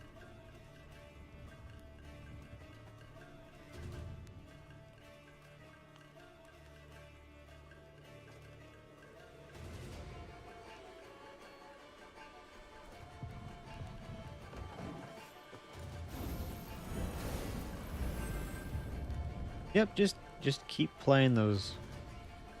Works for me. What is that?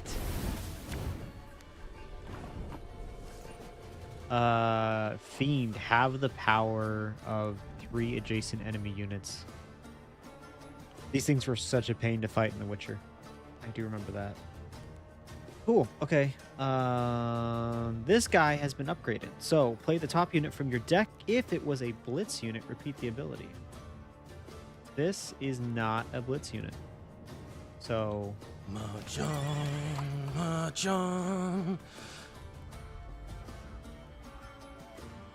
I'd like that back, please.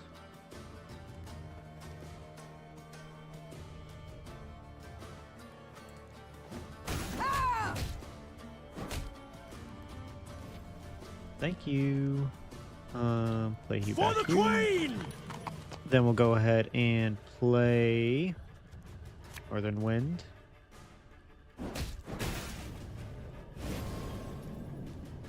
Works for me.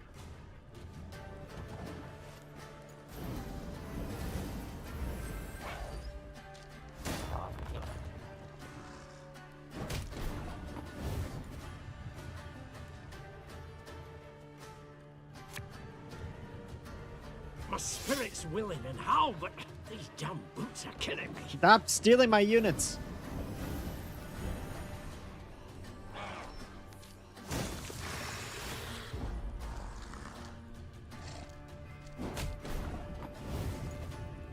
All right. I think we won. Let's get a move on before any others show up. As soon as the fight was done, Mirko Vidmar ran towards a crate that stood on a pedestal, slipping on the now bloody floor. When the dwarf lifted the lid, precious stones spilled out. Your heirloom? This? Asked the queen, rather puzzled. I thought a pipe that belonged to your grandfather more likely.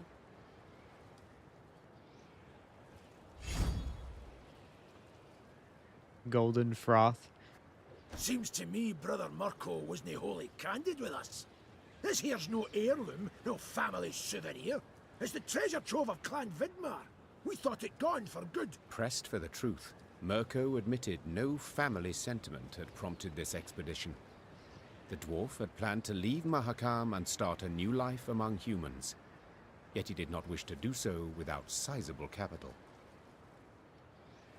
I can't stand to stay here a moment longer. The days, all of them, they're identical. Rise with the first cockscrow, march in double file to the latrine, crap on command, 12 hours down the shaft and home to sleep. Mirko complained. Want a wifey? Put in an application. In triplicate. Care to snip your beard? Elders got to approve it. You want to add buttermilk, not cream, to your mushroom soup? Clan council's got to debate it. How's a dwarf not to get balmy? I understand the lad, no two ways about it. Gabor sighed. But I feel it's my duty to remind yous that what Mirko's going and doing here, well, there are laws. Treasure's due the Elder-in-Chief, not to Mirko, that's one.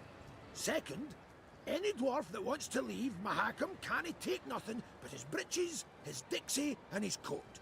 So, brief like, consider well afore you make your decision, Your Grace.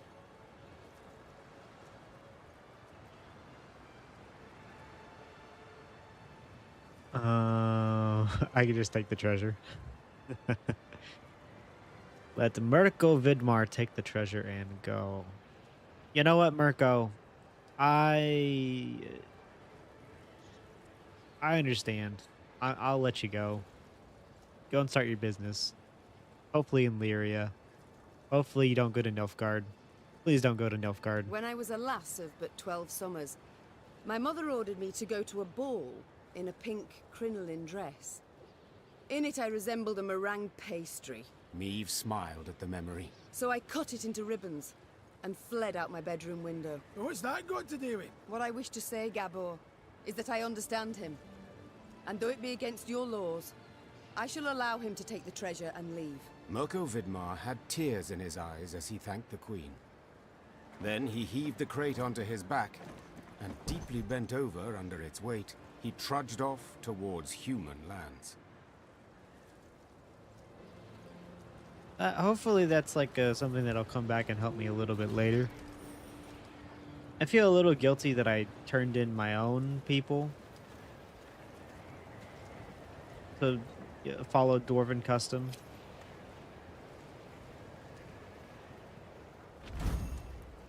All right, congratulations! You discovered a card that can be used in the Gwent multiplayer game, Barnabas Beckenbauer. Frozen. All. Only the banner moves, blown by the wind. Downright poetic. Prime material for a ballad. Perhaps even a whole saga.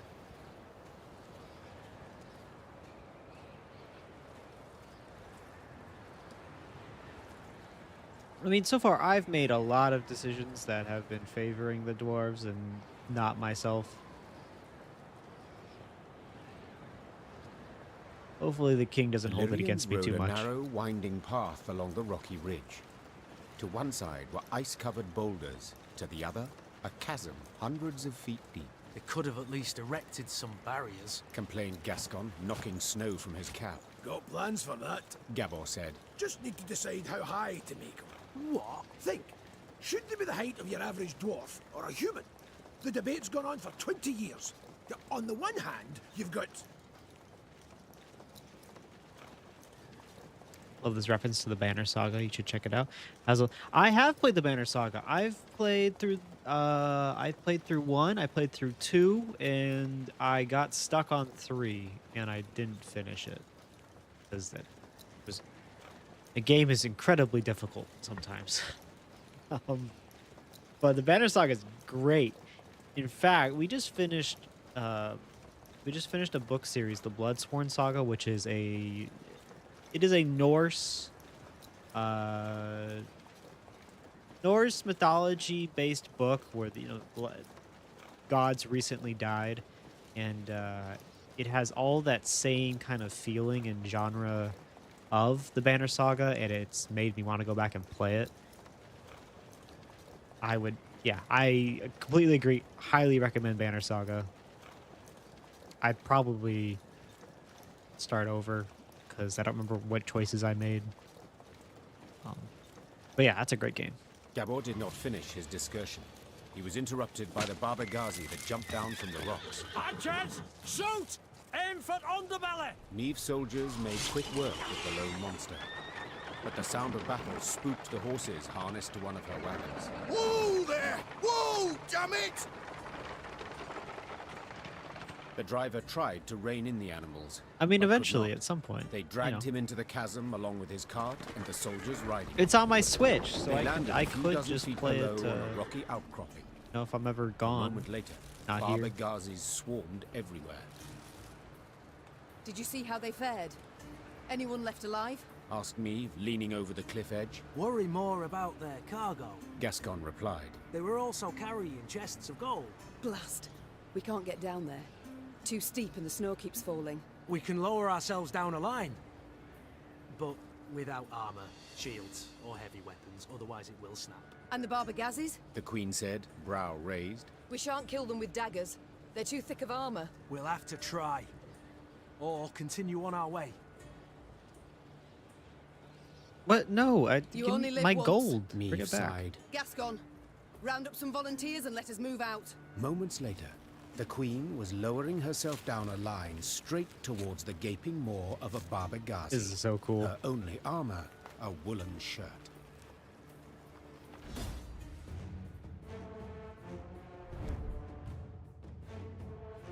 Like me playing another game. Well, Star Wars is coming out. Yeah, Star Wars.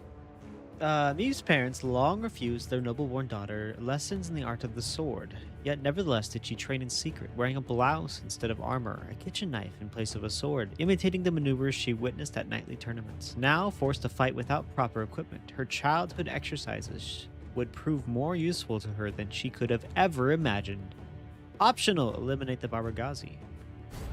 Or maybe also just survive. Work meeting? Alright, we'll see if you come back in time. Depends how long the dwarves are gonna last here. Cool. I think that's good. Careful!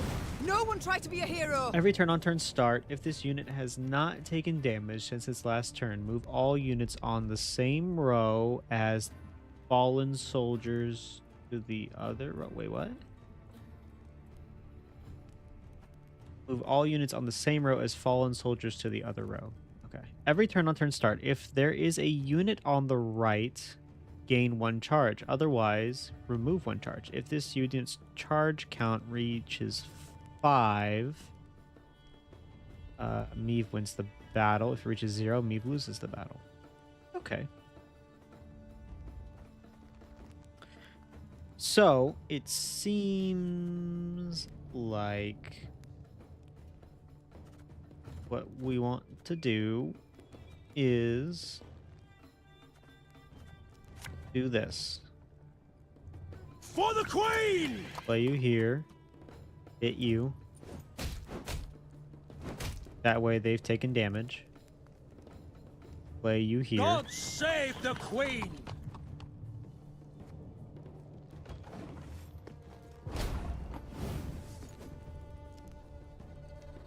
Yeah, or I can just kill the Barbagazi. I smell a leak.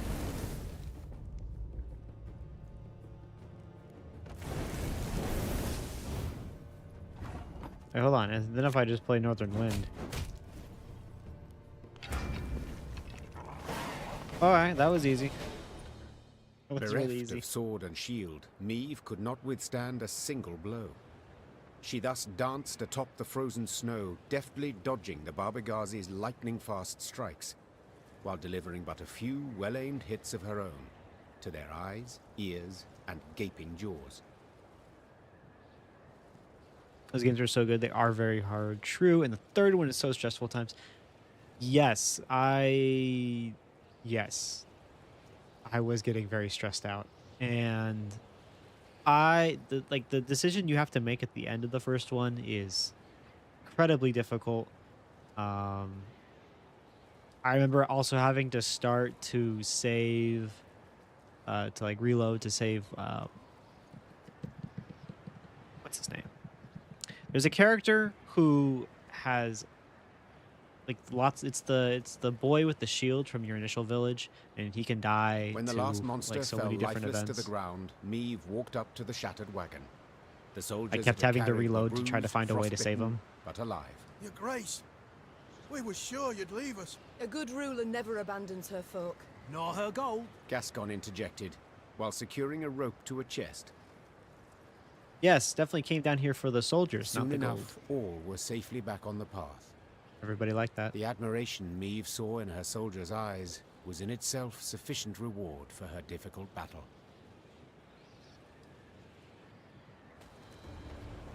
Cool. That was nice. I like that.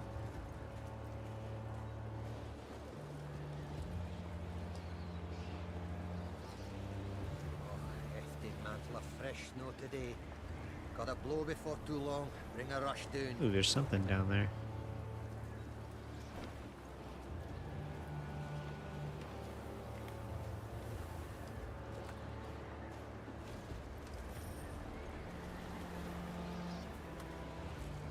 Alright, join the cause. Jump on in. Oh, you throwing a party in here? Mindful of the intensifying snowstorm, Meave halted the march at a roadside inn by the name of Stonehearth. Waiting for a turn in the weather, Meave bided her time by playing a round of Gwent with the innkeeper. It appeared the residents of Mahakam played by a set of rules different from what humans were accustomed to in the lowlands. Okay, so destroy the Stonehearth's resident hero, Garth Rockstew.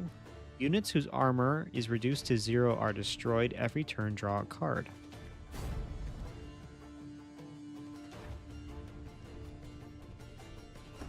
Yeah, he turns into a tank.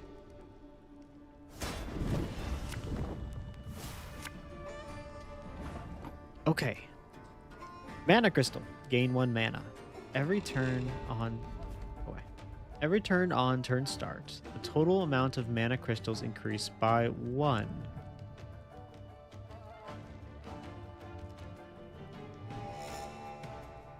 Mana cost 1, draw a card.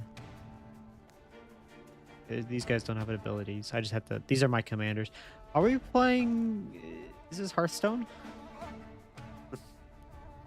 That would make sense because that's like the name of the inn. Hold on. Are we just playing Hearthstone? The Golden Drake. Mana cost 1. Draw a card. Either damage the enemy's hero by Golden Drake's power or force Golden Drake and an enemy to damage each other once by their own power. Oh, this is gonna be... Okay, hold on. This is like learning a whole nother game. We got Professor Blastwave, Frozen Giant, Sylvain Breezewalker, Surely Patron, Parrot Field Marshal. Okay, I'm sure these are references to something. I have never played Hearthstone. On deploy, draw a pirate from your deck. Either damage the enemy hero by Parrot Field Marshal. Okay.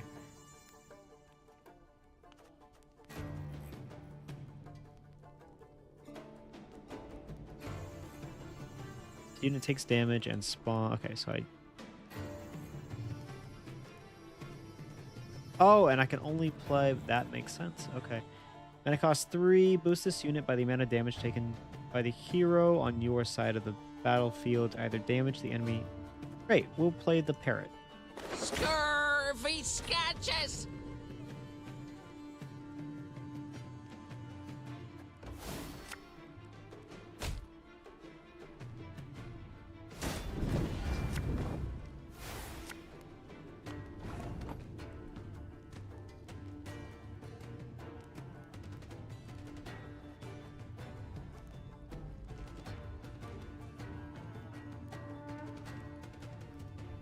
Either damage. Cool. Ugh, got a bad Play case him. of Noah's back. Roaches the pirate. Whenever a pirate is played, summon this unit from your deck. Okay.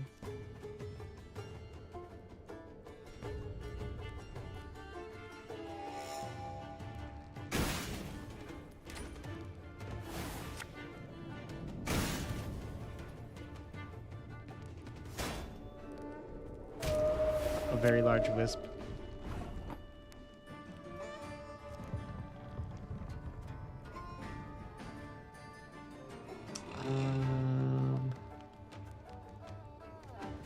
Okay, we'll play you.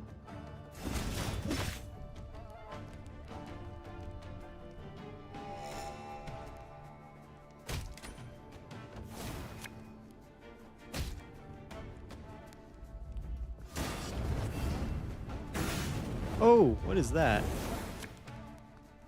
Every turn on turn end, damage a random enemy unit by 8.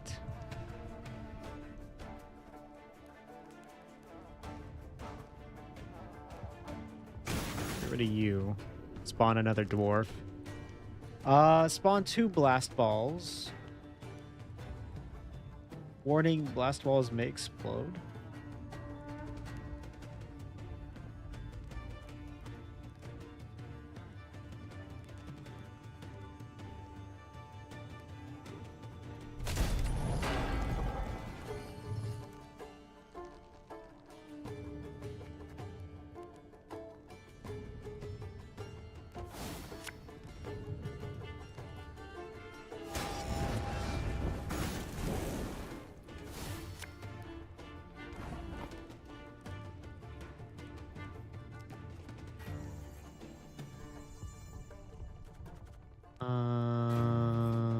Okay, mana cost 4. Let's see what the blast balls do. Natural, of course. Damage the enemy hero by a random amount between 1 and 4.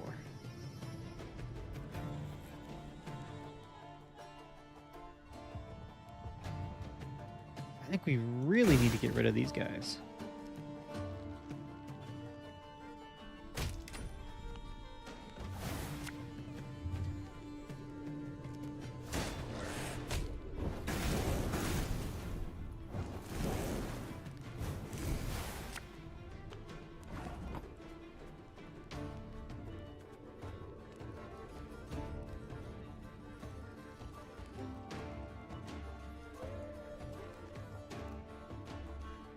Seize a random enemy. Okay. Follow me this way. Oh, but I have to wait.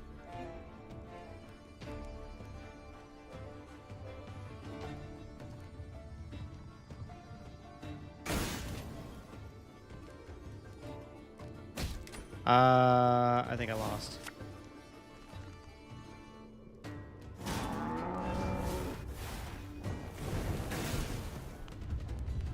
Yeah. Okay. Great. That was cool. Interesting. I'm not gonna stick around to learn that. Oh, hefty mantle of fresh snow today. Got a blow before. Let's stick to one card game at a time. Thank you very much.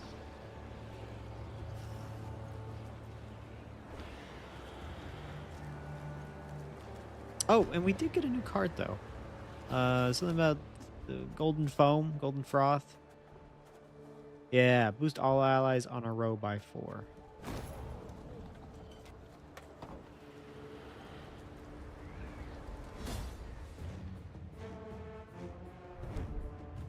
The fact that Elder Bruverhoog had finished spring cleaning did not mean that the passage was safe. Off the beaten track, amidst icy, windswept ruins, beasts yet skulked, eager to ambush naive travelers who stray too far from the road. Eliminate both the reckless and the shrewd vampires. Do not let any more of your soldiers get seized. Use your leader's ability.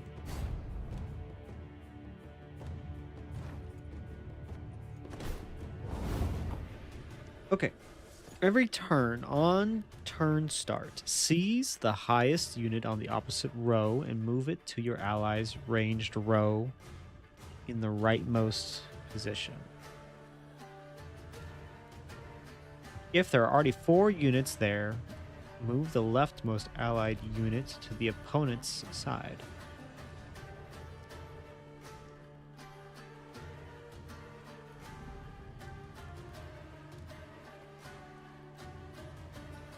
Every turn on turn start, seize the lowest unit on the opposite row and move it to your ally's ranged row. Right side. There are already 4 more units. Okay, so he's gonna seize the highest. You're gonna seize the lowest. What does my boost an ally by 4 and give it +1 armor? Then trigger all allies' loyal abilities.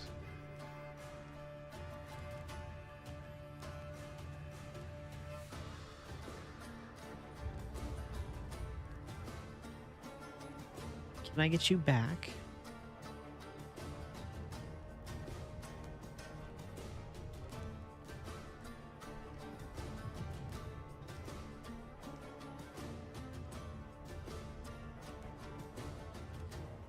Okay, play you.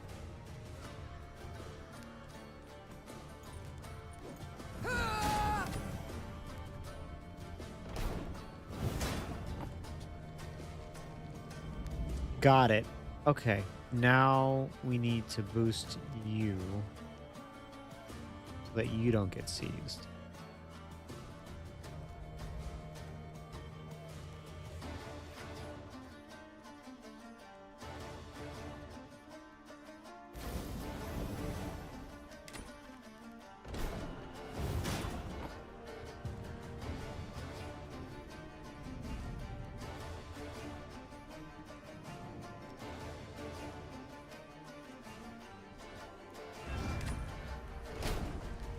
Yes, wait, hold on. That seemed relatively straightforward for a second.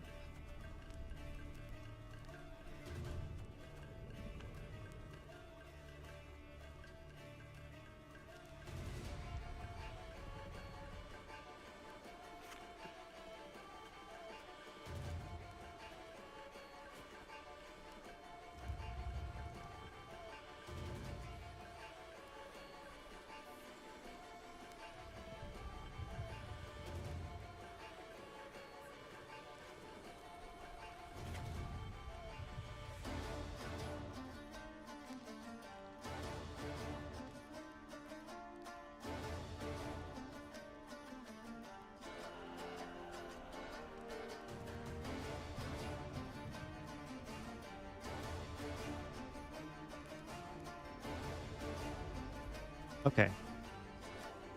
We do this. Great. You get grabbed. Cool. We do this. Okay. And then we boost you,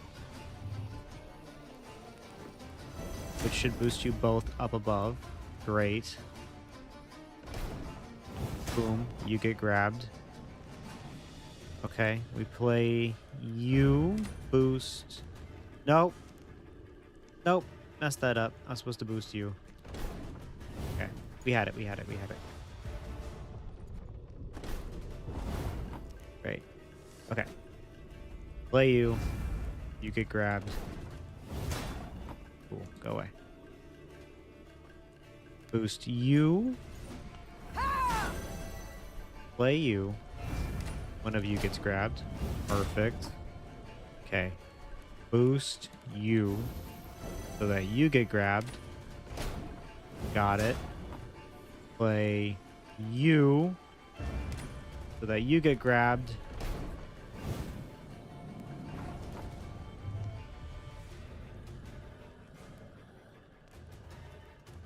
And then I boost you so that you can hit. Nailed it. Damn vampires. The Workers' Commission has determined that the nasty stench floating around Craig Pass gold mine is not in fact a fart, Baltas or otherwise, but is caused by methane fumes. As result, please heed the following. Do not enter the mine until the stench is cleared, under no circumstances. Do not come within 30 paces of the mine's entrance with a flame. Apologize to Volta for any inconvenience you've caused her. Hoo-ha. Damn, Volta's stinking up the mine. Okay, but an accusation like that doesn't come out of nowhere. That has to have some sort of history behind it.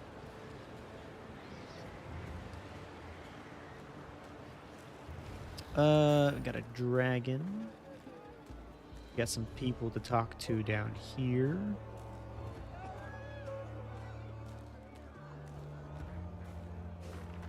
Dear son, if you've opened the family tomb, it can only mean your father has passed and now rests in peace beside me. Please do not grieve, for this is the way of life. Always has been, always will be. You're the head of this family now. It won't be an easy undertaking, but fret not. I set aside a sizable sum for this very day. You'll find it where we used to watch the sunset. May your future be long and bright. Your mum, Varvaka.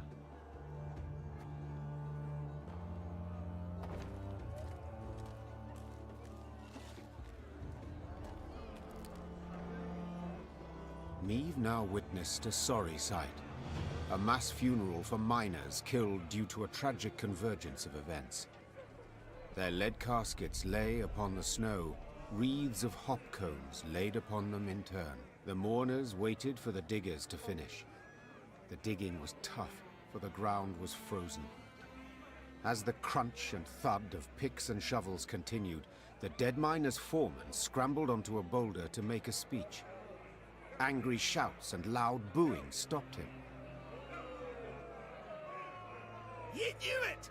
You knew they'd smell vapors, but you ordered them to keep digging till it blew up in their faces! Make the daily quota whatever the cost, eh? You've blood on your mitts, whore son! A mourner then picked up a chunk of frozen ground and threw it at the foreman.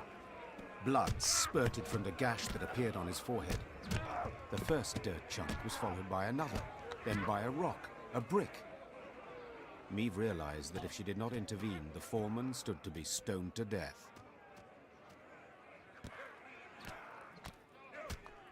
Okay. Something had to be done quickly. Meave saw this clearly. She spurred her mount and rode into the cemetery, pushing through the throng, then stopping before the foreman, the horse shielding him from further blows. Let's see what Calm happens. yourselves. Silence! His guilt cannot be decided here. It must. Before Meave could finish her plea, a large rock thrown from the crowd struck her bosom, nearly knocking her from her saddle. Upon seeing this, Just throw a rock at Lyrian me. escort lowered spears and drew swords and rushed at the angry mourners. Shino Kren! Isbel cried out. Her hands began to radiate a fierce light that blinded both dwarves and Lyrians alike. Have you lost your minds, all of you together? Not had your fill of misfortune yet? Lower your arms at once. Whether the power of Isbol's magic or the force of her appeal had the greater effect is difficult to say for certain. Either way, both sides suddenly lost the desire to fight. Neve breathed a sigh of relief, aware that if not for Isbol's intervention, a great amount of blood would have been spilled at that cemetery. Knew there'd be a stink cause of this. Okay. Well, that could have gone badly. Good thing we had Isbel with us.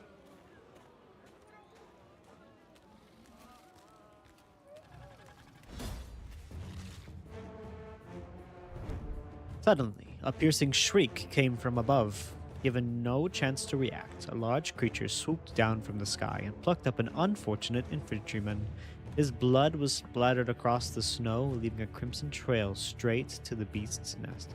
These could have been avoided if I just didn't engage with it. My fault that man died. I greed for gold.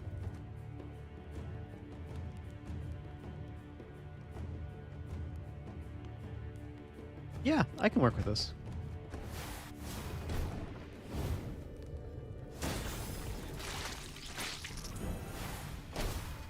Okay, permanent resilience on round start. Spawn a harpy egg on each side of this unit. After 4 turns on turn start, consume the lowest units on the battlefield. Arbogazzi also has resilience. Let's get working on this guy.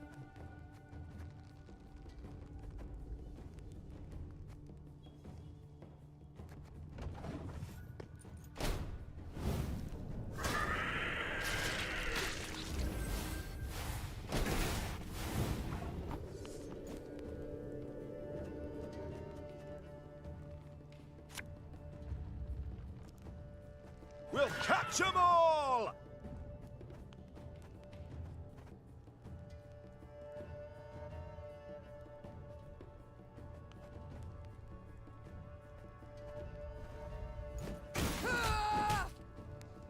Okay, that turned out well. As long as it didn't hit these eggs, would have been fine. Like that. Like that. Okay, let's go ahead and we probably Abalista, your command. Scoot.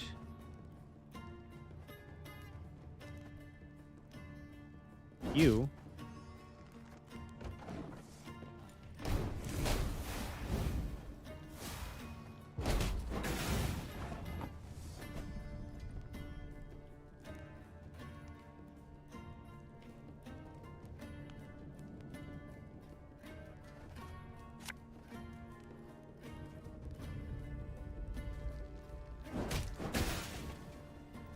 I definitely love to get some of these units off of the field.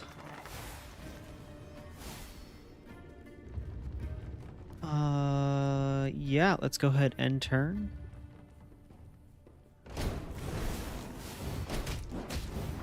Oh, that was really close. It was really close. We should be fine. Win by 1 is still a win.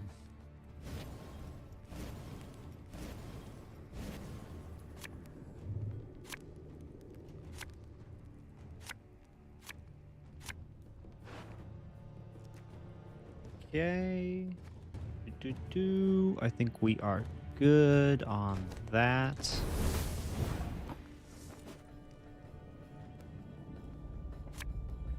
The chase is on!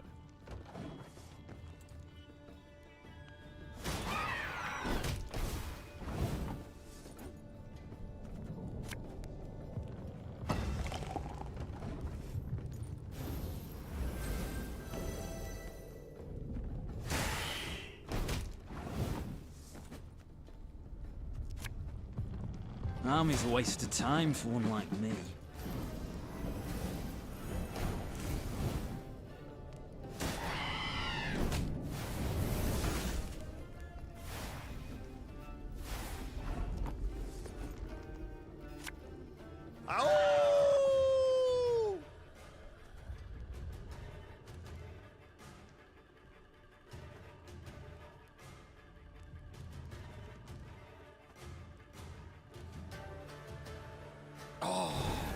shame to let this beauty go to waste.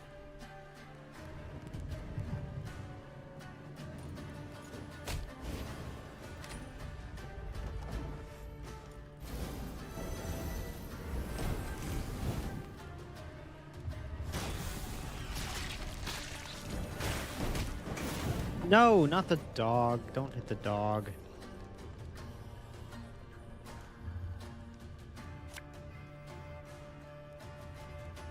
Left, right, left, right.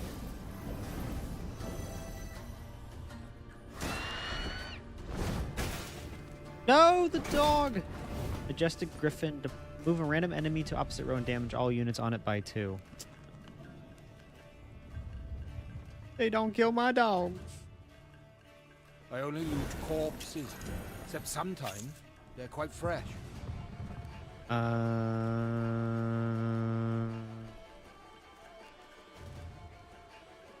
Okay, let's see what random unit we get from our You graveyard. must sweat like a swine in that It's the jacket. dog!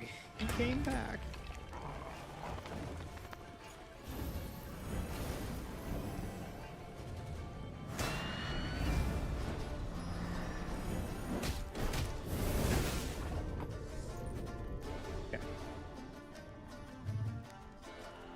Ooh, let's see what cards. Yes.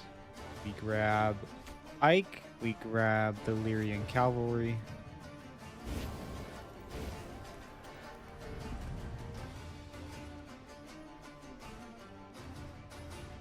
I'm thinking we I fear not, for fate just guides me. kill the Griffin. Yeah. Cool. And the cavalry can go in the back. It's a huge, like, 30-point swing right there.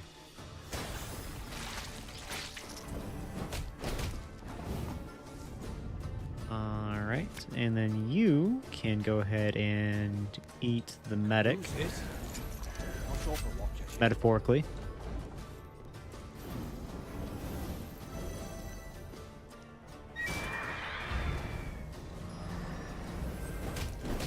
That is perfect that you decided to do that.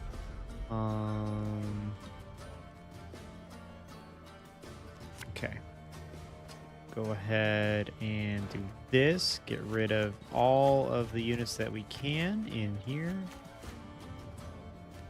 Hit that row.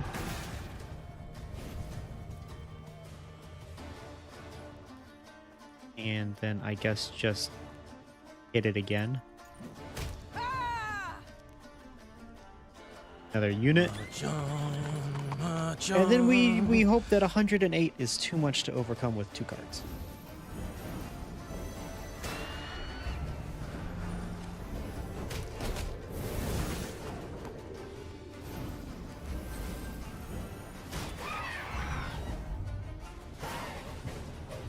Cool. Easy. Stupid dragon eating my troops.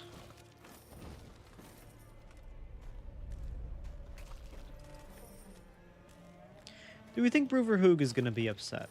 Like, I don't understand why he would be upset. Maybe because we went and did things outside the law, but apparently the laws don't really apply to us since we're not The Lyrians dwarves. ascended the highest section of the Mahakam Range. Snow crunched under their boots, cold air stung their lungs, and the wind snapped at their cloaks. Meve wiped sweat from her brow and turned to Reynard. There! By the rocks! We shall... The rest of her words were drowned out by a powerful blast. The entire mountain rumbled with a low, vibrating roar. The sound grew louder, echoing off the rocks, splitting their ears. The Lyrians looked around, disoriented. Few heard Gabor's warning. Dinna just stand there! Get behind the rock! Quick! Hurry! Meve followed the dwarf's gaze and cried out in terror. The snow stuck to the mountainside had started to slide down the slope, sending up mists of icy dust. Before she could react, the white torrent knocked her to her knees, crushing her and smothering her into the ground. All she felt after that was all-encompassing cold.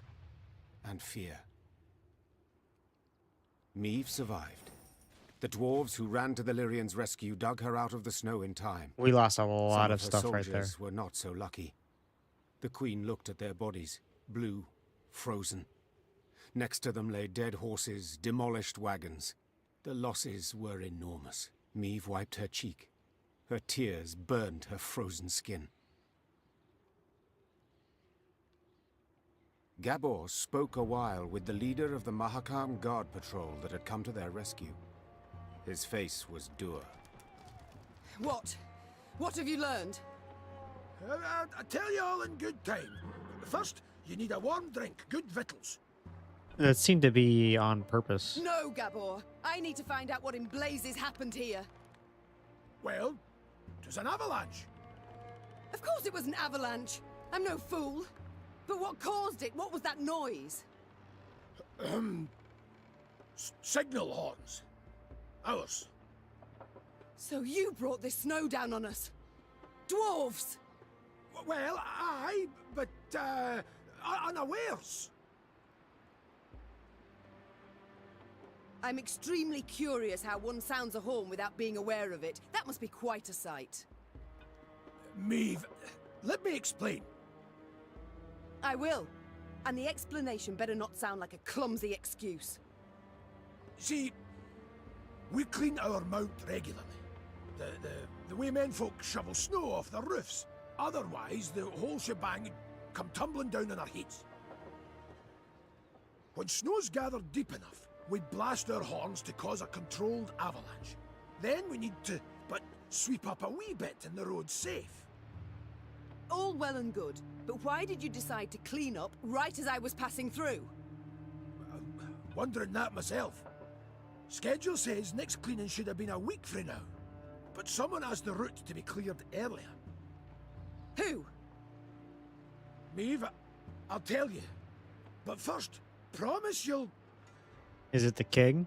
Who? Hey. Ovain ep Clenvok. The Nilfgaardian emissary. Ooh. Must have found out you'd be going through. The bastard. Reynard! Reynard! Wait! Wait! I understand you're a wee bit upset, you've every right. But you'll never prove Ovain meant you harm. The sly weasel will make sure he didn't dirty his own paws. I've no such scruples. I'll find him and kill him. And then? How'd you tell that tale to Bruva? Meve, you're justly torped, but for the love, just this once, let it go. Or you'll leave Mahakam with near a scrap to show for it. Moments later, scouts reported Ovain was camped to the north of the accident site. Meve had to decide how much she was willing to risk to get her revenge on the Imperial emissary.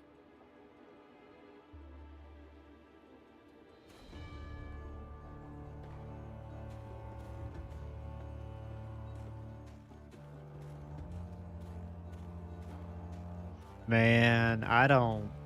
By the Elder's sideburns, I'd That's no a tough notion anyone decision. was in the Vale. Nilfgaardian said the road was clear. The Horsons. What a mess. I'm so sorry. With all my heart. Well, at least he's sorry.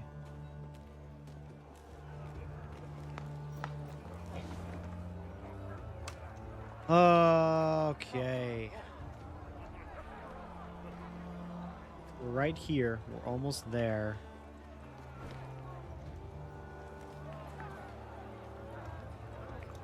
I'm gonna kill him. You know what? There, milady, whispered one of the scouts. Left of the path. Meve squinted. The Nilfgaardians had taken shelter from the falling snow under a rocky outcropping. The smell of roasting meat wafted from their campfire, and echoes of laughter could be heard. The black-clad soldiers had reason to celebrate. They had just decimated Meve's company without even drawing their weapons. Meve's gaze caught something else. A metal container into which the Nilfgaardians tossed bones once they'd been gnawed clean. It looked strangely familiar. Only after a moment did the Queen understand it was an overturned Lyrian helmet dug out of the snowy grave of one of her men. The Horsons. Meave hissed. They'll pay for this. Meave! Asking you last time, keep a cool head. Whispered Gabor. You want vengeance? I get it. But think of the cost. If so much as a hair gets plucked from Owain's head, Bruiver will never forgive you. And you can kiss any hope of aid goodbye. Silence followed. Finally to be broken by one of the scouts. Milady, what's the order? Do we attack?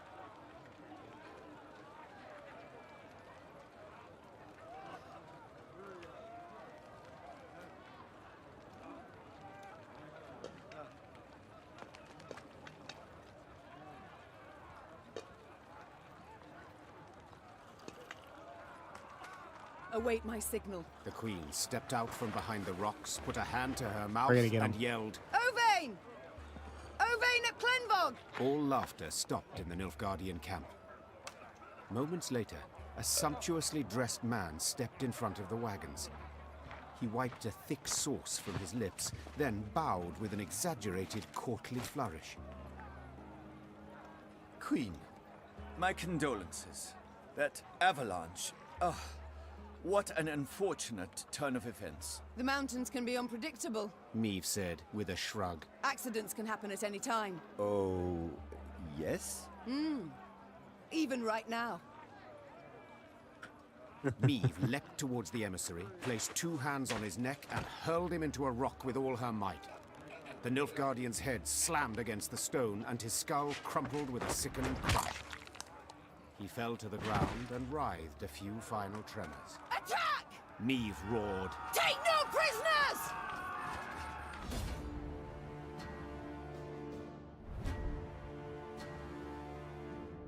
The Nilfgaardians hurriedly fastened their breastplates, donned their helmets, and slid on their gauntlets. As they trusted in Elder Hug's guarantee, sudden attack caught them unawares. Meave knew she would pay dearly for breaking the sacred dwarven principle of neutrality.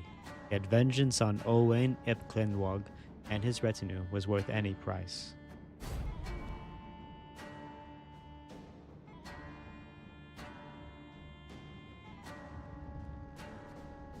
Gethan Quan and Lyrian.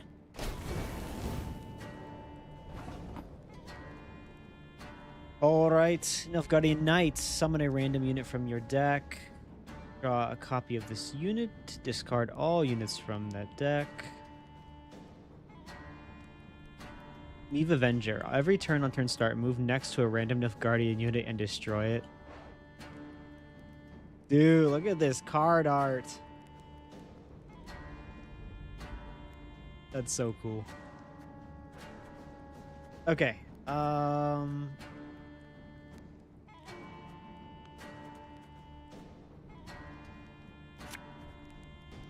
There's a time to reap, a time to sow, and a time to die. Life is mine now. Take no prisoners. Meave is just going and just killing everybody, man.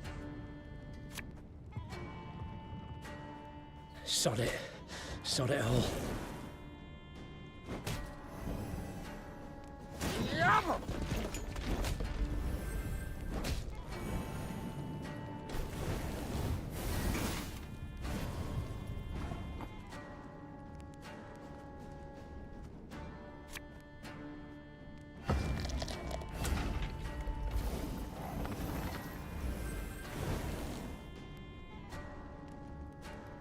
Wise choice.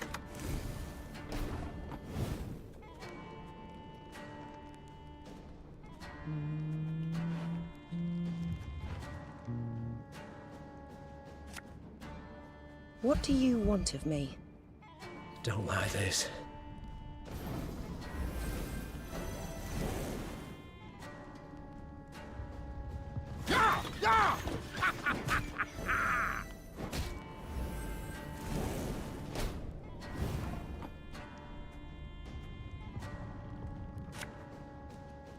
Oh, be ashamed to let this beauty go to waste.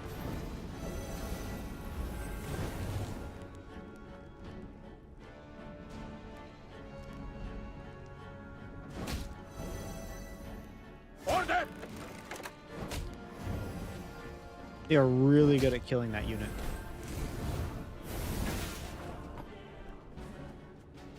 Okay. Go ahead and burn that back line.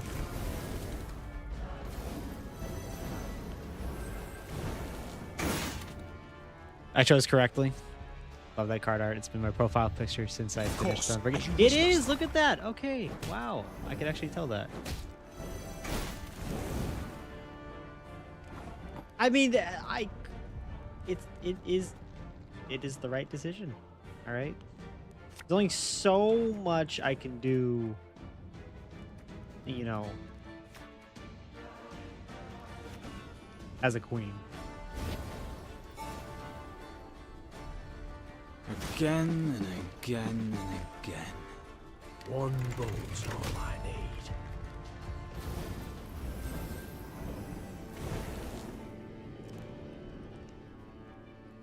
That was not in the spell books.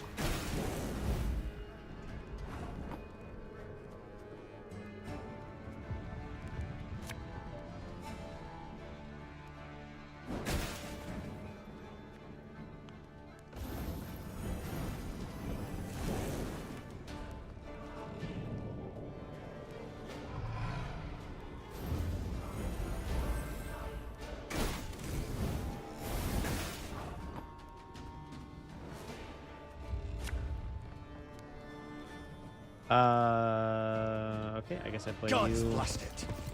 My breastplate chafes.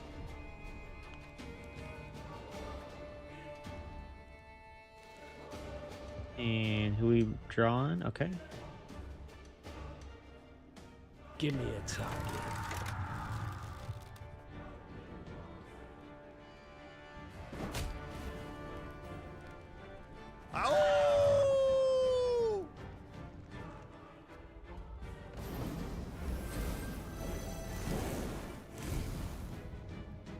Praise be to the great sun! She's just cutting through them.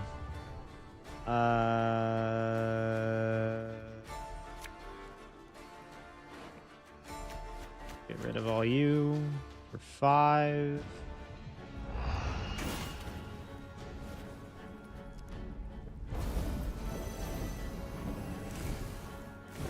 Notice! All roads lead to Nilfgaard.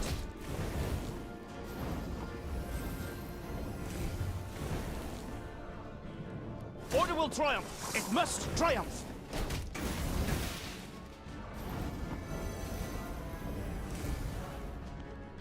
Am I supposed to be keeping her alive? We should not have done this. All right, Isabel, I'm sorry, but this was the right decision. Niamh showed no mercy for the Nilfgaardians in Ove Nepklenvog's camp. All would share their leader's fate. And the dwarves?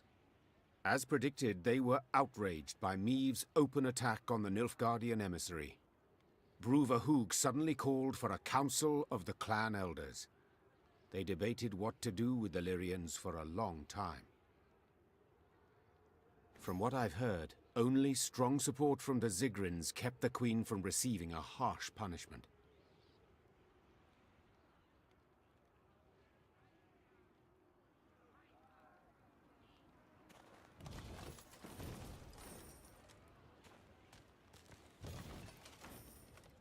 Okay, so is there different ways that event could have gone if is the outcome of that dependent on what I've done up until this point?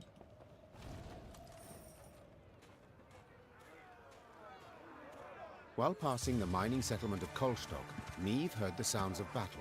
Hey-ho! Into the fray, lads! Expecting she would see monsters swarming dwarves, the queen set off at a gallop to the rescue. Her braid blew about in the wind like a banner, showing her men in which direction to attack. The dwarves she saw, however, were not engaged in a battle against Shaelmars and Barbagazes. No, they were going at one another. Luckily, no weapons had yet been drawn, but given the dwarves have hands the size of bread loaves, this did not necessarily mean there would be no deaths. Aye, lads! Roared Gabor Zigrin. What's this foolishness? calm the hell down, damn it! Gabor's intervention proved successful. The dwarves limited themselves to verbal jousting. Meave, who was no stranger to barrack room talk, nonetheless turned crimson at the dwarves' cursing. Piecing together the obscenities, Meave concluded they were debating an old quarrel about the height of a certain mountain, or rather of the twin peaks atop it. One of them lay in the territory of Clan Dahlberg, while the other in the Hoogsland. Each family felt their peak was the highest, all measurements indicating the contrary being total fabrications. Queen? Started Gabor, nervously chewing his moustache. They're asking if you, as yin impartial and a fair-minded wench to boot, wouldn't wish to settle their Egypt squabble once and for all. Meave knew well that this type of age-old quarrel could easily end in bloodshed, so she resolved to help. Representatives of the two clans gave her a strange mechanism she was to use to measure elevation. All that was left was for the Queen to button her coat up to the neck and scale the twin peaks.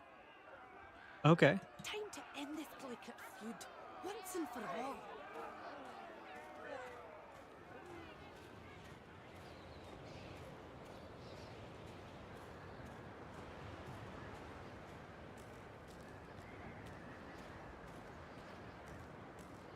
Yep, this is where that gold was.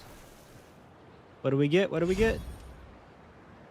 We can now have Isabel the Healer as a multiplayer Gwent card. When she and her force had traveled half the way to the first, she heard a long roar that made snow shells detach and descend. Without waiting for her scouts to return with reports, Meave drew her sword.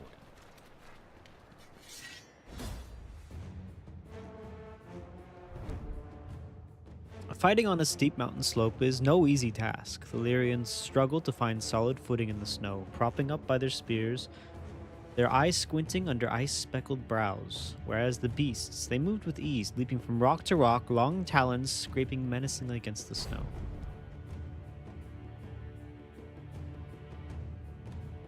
Silly monsters.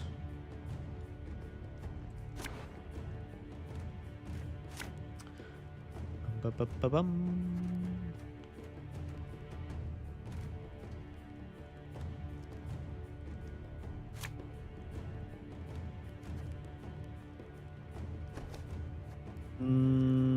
That should be fine.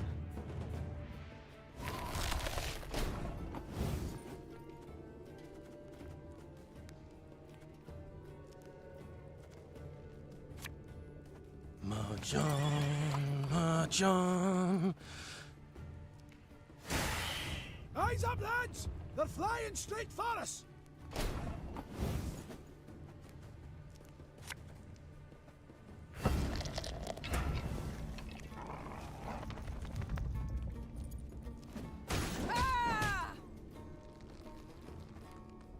For the Queen! Cursed traitors. Oh, but it doesn't... Okay.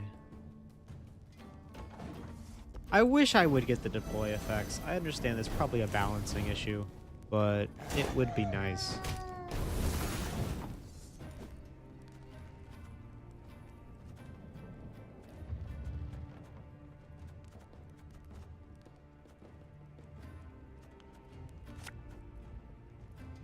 Yeah, yeah!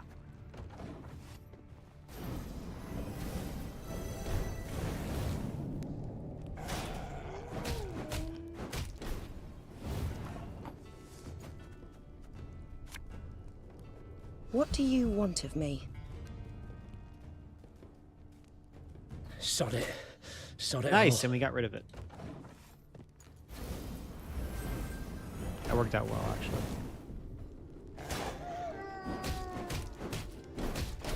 Please don't hurt my dog.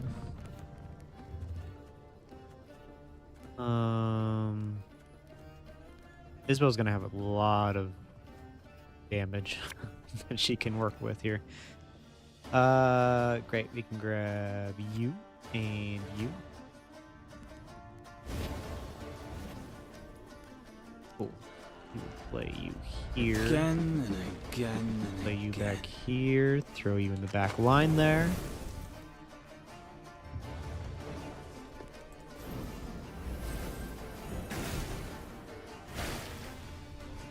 Ooh.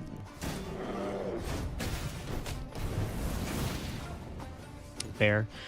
Damage all units on enemy row by 2 if the row has underbriding frost. Okay, good thing we got rid of that. There's a time to reap, a time to sow, and a time to die.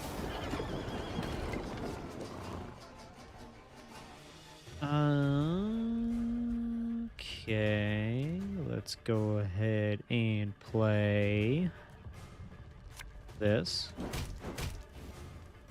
Get rid of one of those wolves.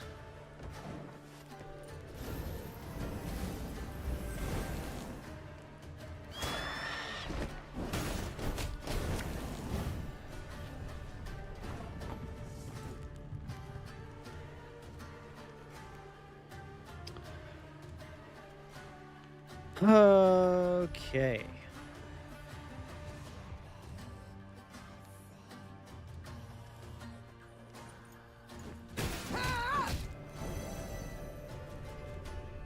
God save the Queen!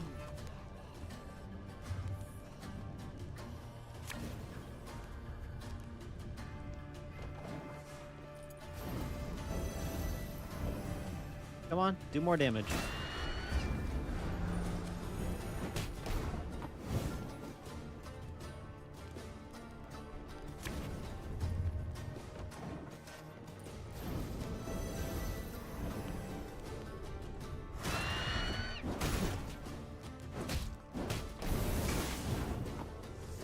Perfect. Play Isabel. When will you ever learn? I'll switch you out for something better. Aye.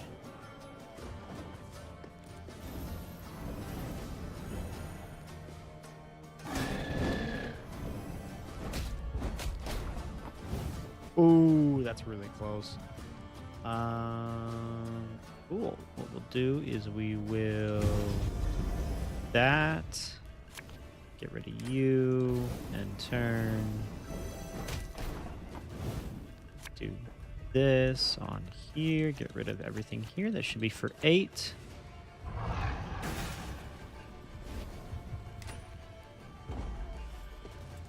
Take those measurements and let's be gone from this place. Valyrians managed to repel the monsters and reach both peaks. Upon each, Meve ordered her men to take the measurements. While waiting, she admired the breathtaking view of the Mahakaman Massif. The dwarven contraption left no room for doubt. The peak within the Dalberg clan territory was 2 feet higher than that within Hoog territory. Gabor was clearly displeased with the results. Damn it all! I'd hoped you'd prove Brewer's clan was in the right. He'd have been content to see the Dalbergs knocked down a peg or two, and possibly he'd have been more inclined to help you, said the dwarf in frustration. Then, after a pause, he added, Although, only you saw what the device showed, Queen. Perhaps you could, recalibrate the results a wee bit? 'Tis most lowly and ignoble. Ake cried out in protest. A knight his honor would never stain with such a lie.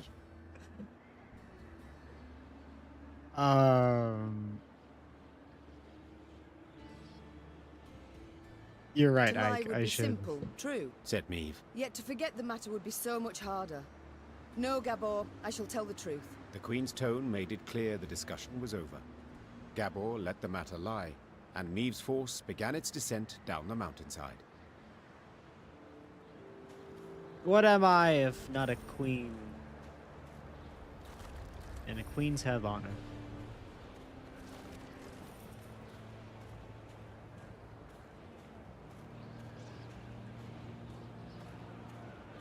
The dwarves of both clans had been waiting with bated breath for the expedition's return and report. As soon as Meve announced the results, the Dalbergs rolled barrels of beer out into the square and began to celebrate. Naturally, the Hoogs were disappointed, yet they accepted Meve's results as final. At last, they had come to trust her.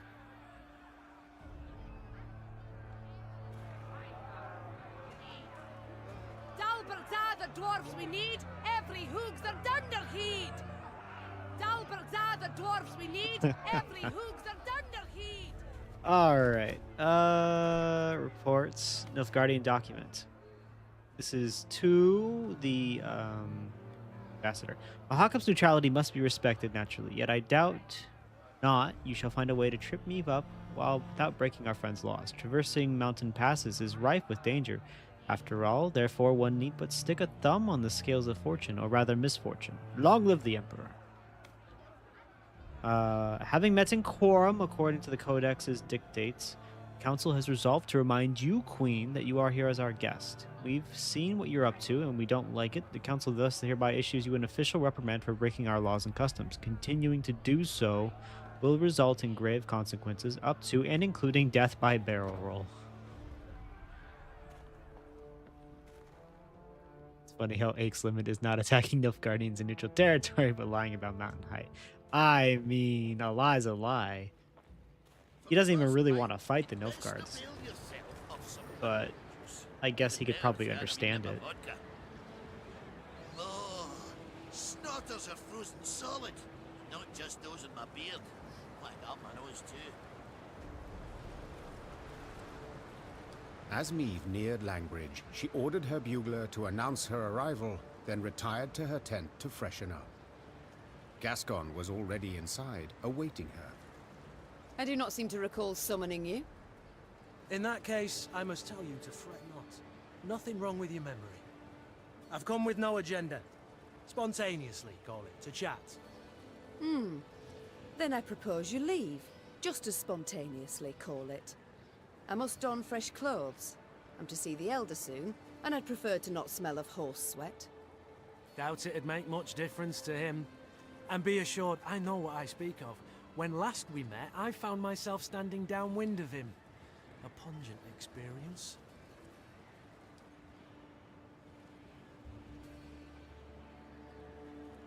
Well, Hugh was saved the experience of his breath. So pungent I thought I might faint. Well, to revive you, pinch you awake, I'm sure would be quite a pleasure. Gascon, I beg your pardon. Ugh, I shall have nightmares now. Not tonight. For I fear you might not sleep at all. You see, there's something you ought to know. And decidedly before you meet with Bruver. The sites we cleared of beasts, I ferreted a bit. Noted something peculiar. Any notion what it was? None. The monumental dwarven architecture, perhaps? Bones, my dear Meve. Dwarven bones. Now, guess what I found on them? Wait, don't dare give me any hints. Bite marks. Of course. After all, they'd been gnawed clean of all flesh by monsters, incidentally making it quite easy to spot other markings. Ones made by axes and swords. To be certain, I showed the bones to our medics, and they confirmed my conclusion. Okay, what does that mean? Meaning what? That the entire clan, the Fuchses, did not perish due to an invasion of beasts from the depths. The monsters merely ate the bodies and occupied empty homes. Now, I shared my discovery with Gabor, and guess what he did? He panicked. He started to squirm, babble nonsense. I wager my right arm, he's hiding something. blast. Overly eager to aid us from the start he was. I might have sent something. I shall have him summoned at once. And I thank you, Gascon. I won't forget this. Minutes later, Gabor stood before the Queen. At first, he tried to mislead her with evasive answers, but as her pointed questions demolished one clumsy excuse after another, he had to give in. Hoy. As King Desmond said after a hefty squirt in his hose, we can't sweep this under the rug. If you think I welcome jests in this moment, you err. My fingers itch to summon the hangman. Right. So... 'tis true. I misled you. On our clan elder's orders. Supposed to make sure you destroyed Burr's Rump and Davor's Abyss thoroughly enough to leave nae a trace. What? Why? What did they wish to hide? They was home to the Fuchses, our mortal enemies. They'd been a-boiling our hideys for ages, thumbing their noses, taking what they want when they want, and the Elder-in-Chief didn't gie a ploughing whit. So to stop them, our clan, we did the unpardonable. The Ziggurin elders saw their chance and they... Gods. So you were responsible for the deaths of all those dwarves? Me? I didn't raise a finger. Tried to stop them, in fact. That was no fucked witnesses up. survived, meaning you must have murdered the entire clan. How? Queen, you sure you... I am. And you should be sure to answer in full, omitting no detail. A few years back, we got pummeled by a horrendous winter. Stone-breaking frosts, whiteout storms, avalanches. Made travelling a painful form of suicide. Hunger drove beasts out of their dens. Pass was covered in the filth. Got to where they paced right outside the walls. Fuchses fought a hard, bloody fight to keep the critters out of Davos Abyss. Lost near every axe-wielding dwarf they had. Only survivors had to winter at Burr's Rump. Our elders felt such an opportunity wouldn't knock again.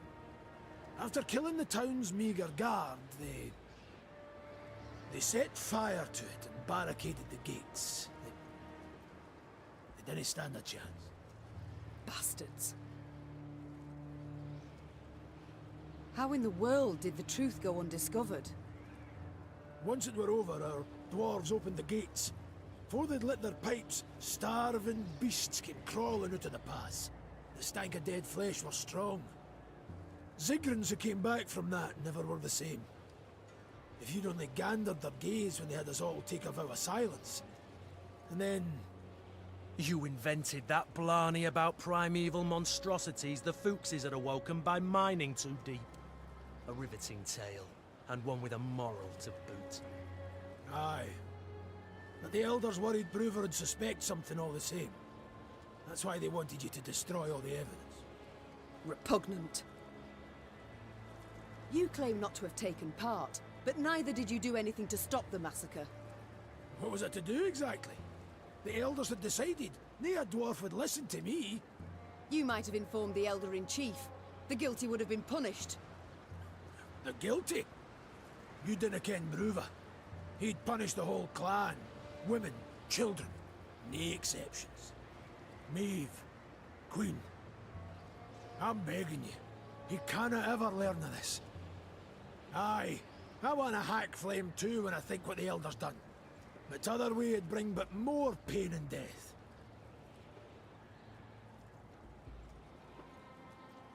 You've got a lot of nerve, making requests after lying to me. Trying to ensure you ken the stakes. But you'll do as you see fit. Like always. I need to consider what's right. Meanwhile, Gascon, make sure Gabor remains our guest. Of course. I'll let you know if he so much as rolls his eyes towards an escape route. Damn. Okay. Well, yeah, you know, there's another decision I have to make. Oh, so I can... Well, let's see how welcoming the king is.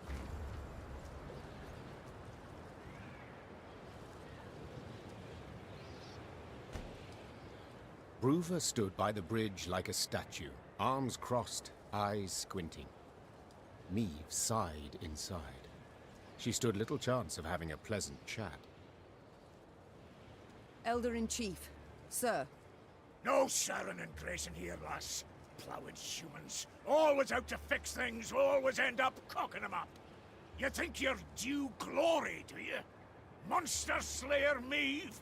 Patroness of dwarves? Blast it. What do you think? Why didn't I exterminate those beasts myself, eh?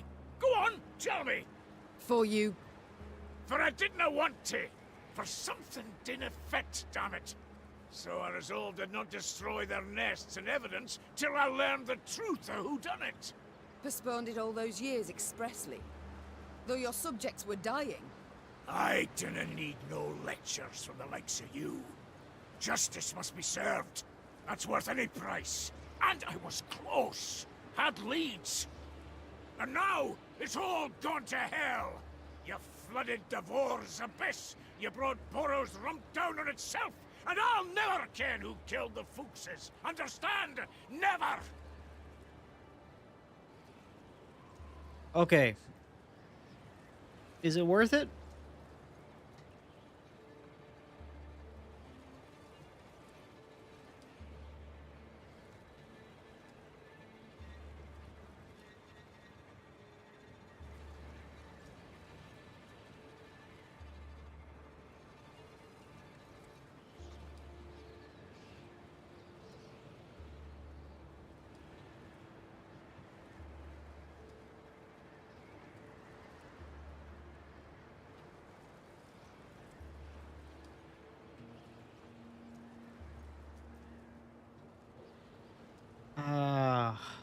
Okay,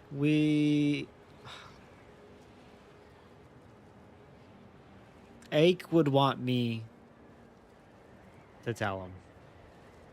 I would not be so sure. Sure a bloody what? That you shall never learn the truth. For I learnt it just moments ago. 'Twas the Zigrins who killed the Fuchses. The Zigrins? But... hold. Aye, would explain a lot, that. Ah, the snakes, worms, rogues!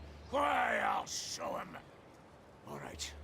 Got to admit you've more in that pretty head of yours than I expected, but dinna you start thinking we'll be toasting a new friendship. You want our aid? You'll have to answer our questions. My questions. Lots of them. And they're all hard, so dinna you go smiling at me yet. Why, I wouldn't dare. Better not. Right. Time we moved on. Bruver set off at a brisk pace, paying Meve nor anyone else heed. The Elder's bodyguards rushed after him, then came the Lyrian force, and at its end trudged Gabor Zigrin, hands and feet in shackles.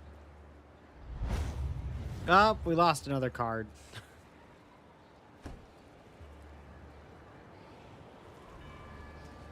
All right. I think that is where we are going to leave it for today. Lots of stuff. Lots of scheming. I was not expecting the dwarves to be that schemy, but they were. All that effort wasted. Not wasted. We killed a lot of monsters on the way. We saved a lot of people's lives. The king was kind of dragging his feet. I understand he was investigating, but you know, people were dying. We showed the people to the Vale. It sounds like they all died as well.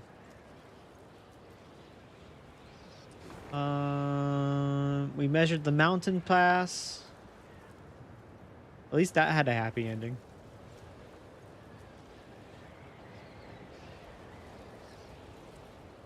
What else did we do?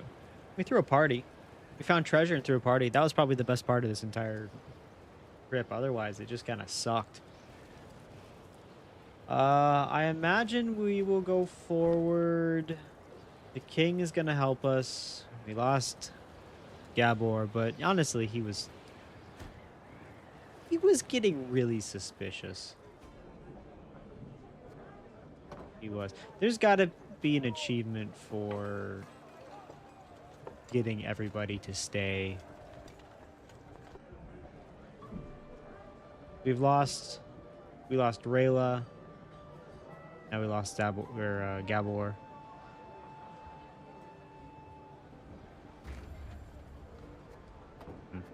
But that is where we're going to leave it for today. We'll be back next week with some more. Ooh, did I build one of those?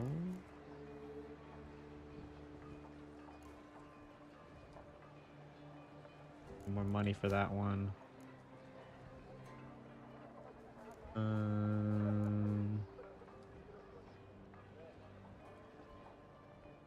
This might be good. Look at this one though. Everybody gets an extra piece of armor.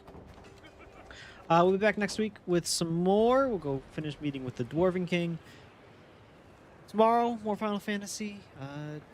Tune in. We should be able to finish the patches. Unfortunately, I think it's going to be a lot of talking, not a lot of fighting. I'm going to have to drag BMR through that. And yeah, so excited. I don't actually know how long I have left in the game. Imagine we talk to the dwarves and then we're going to have to go and do something about the Nilfgaardians. So hopefully that's next. But that's gonna be it for me. I hope you have a great rest of your week. Become the best you can be.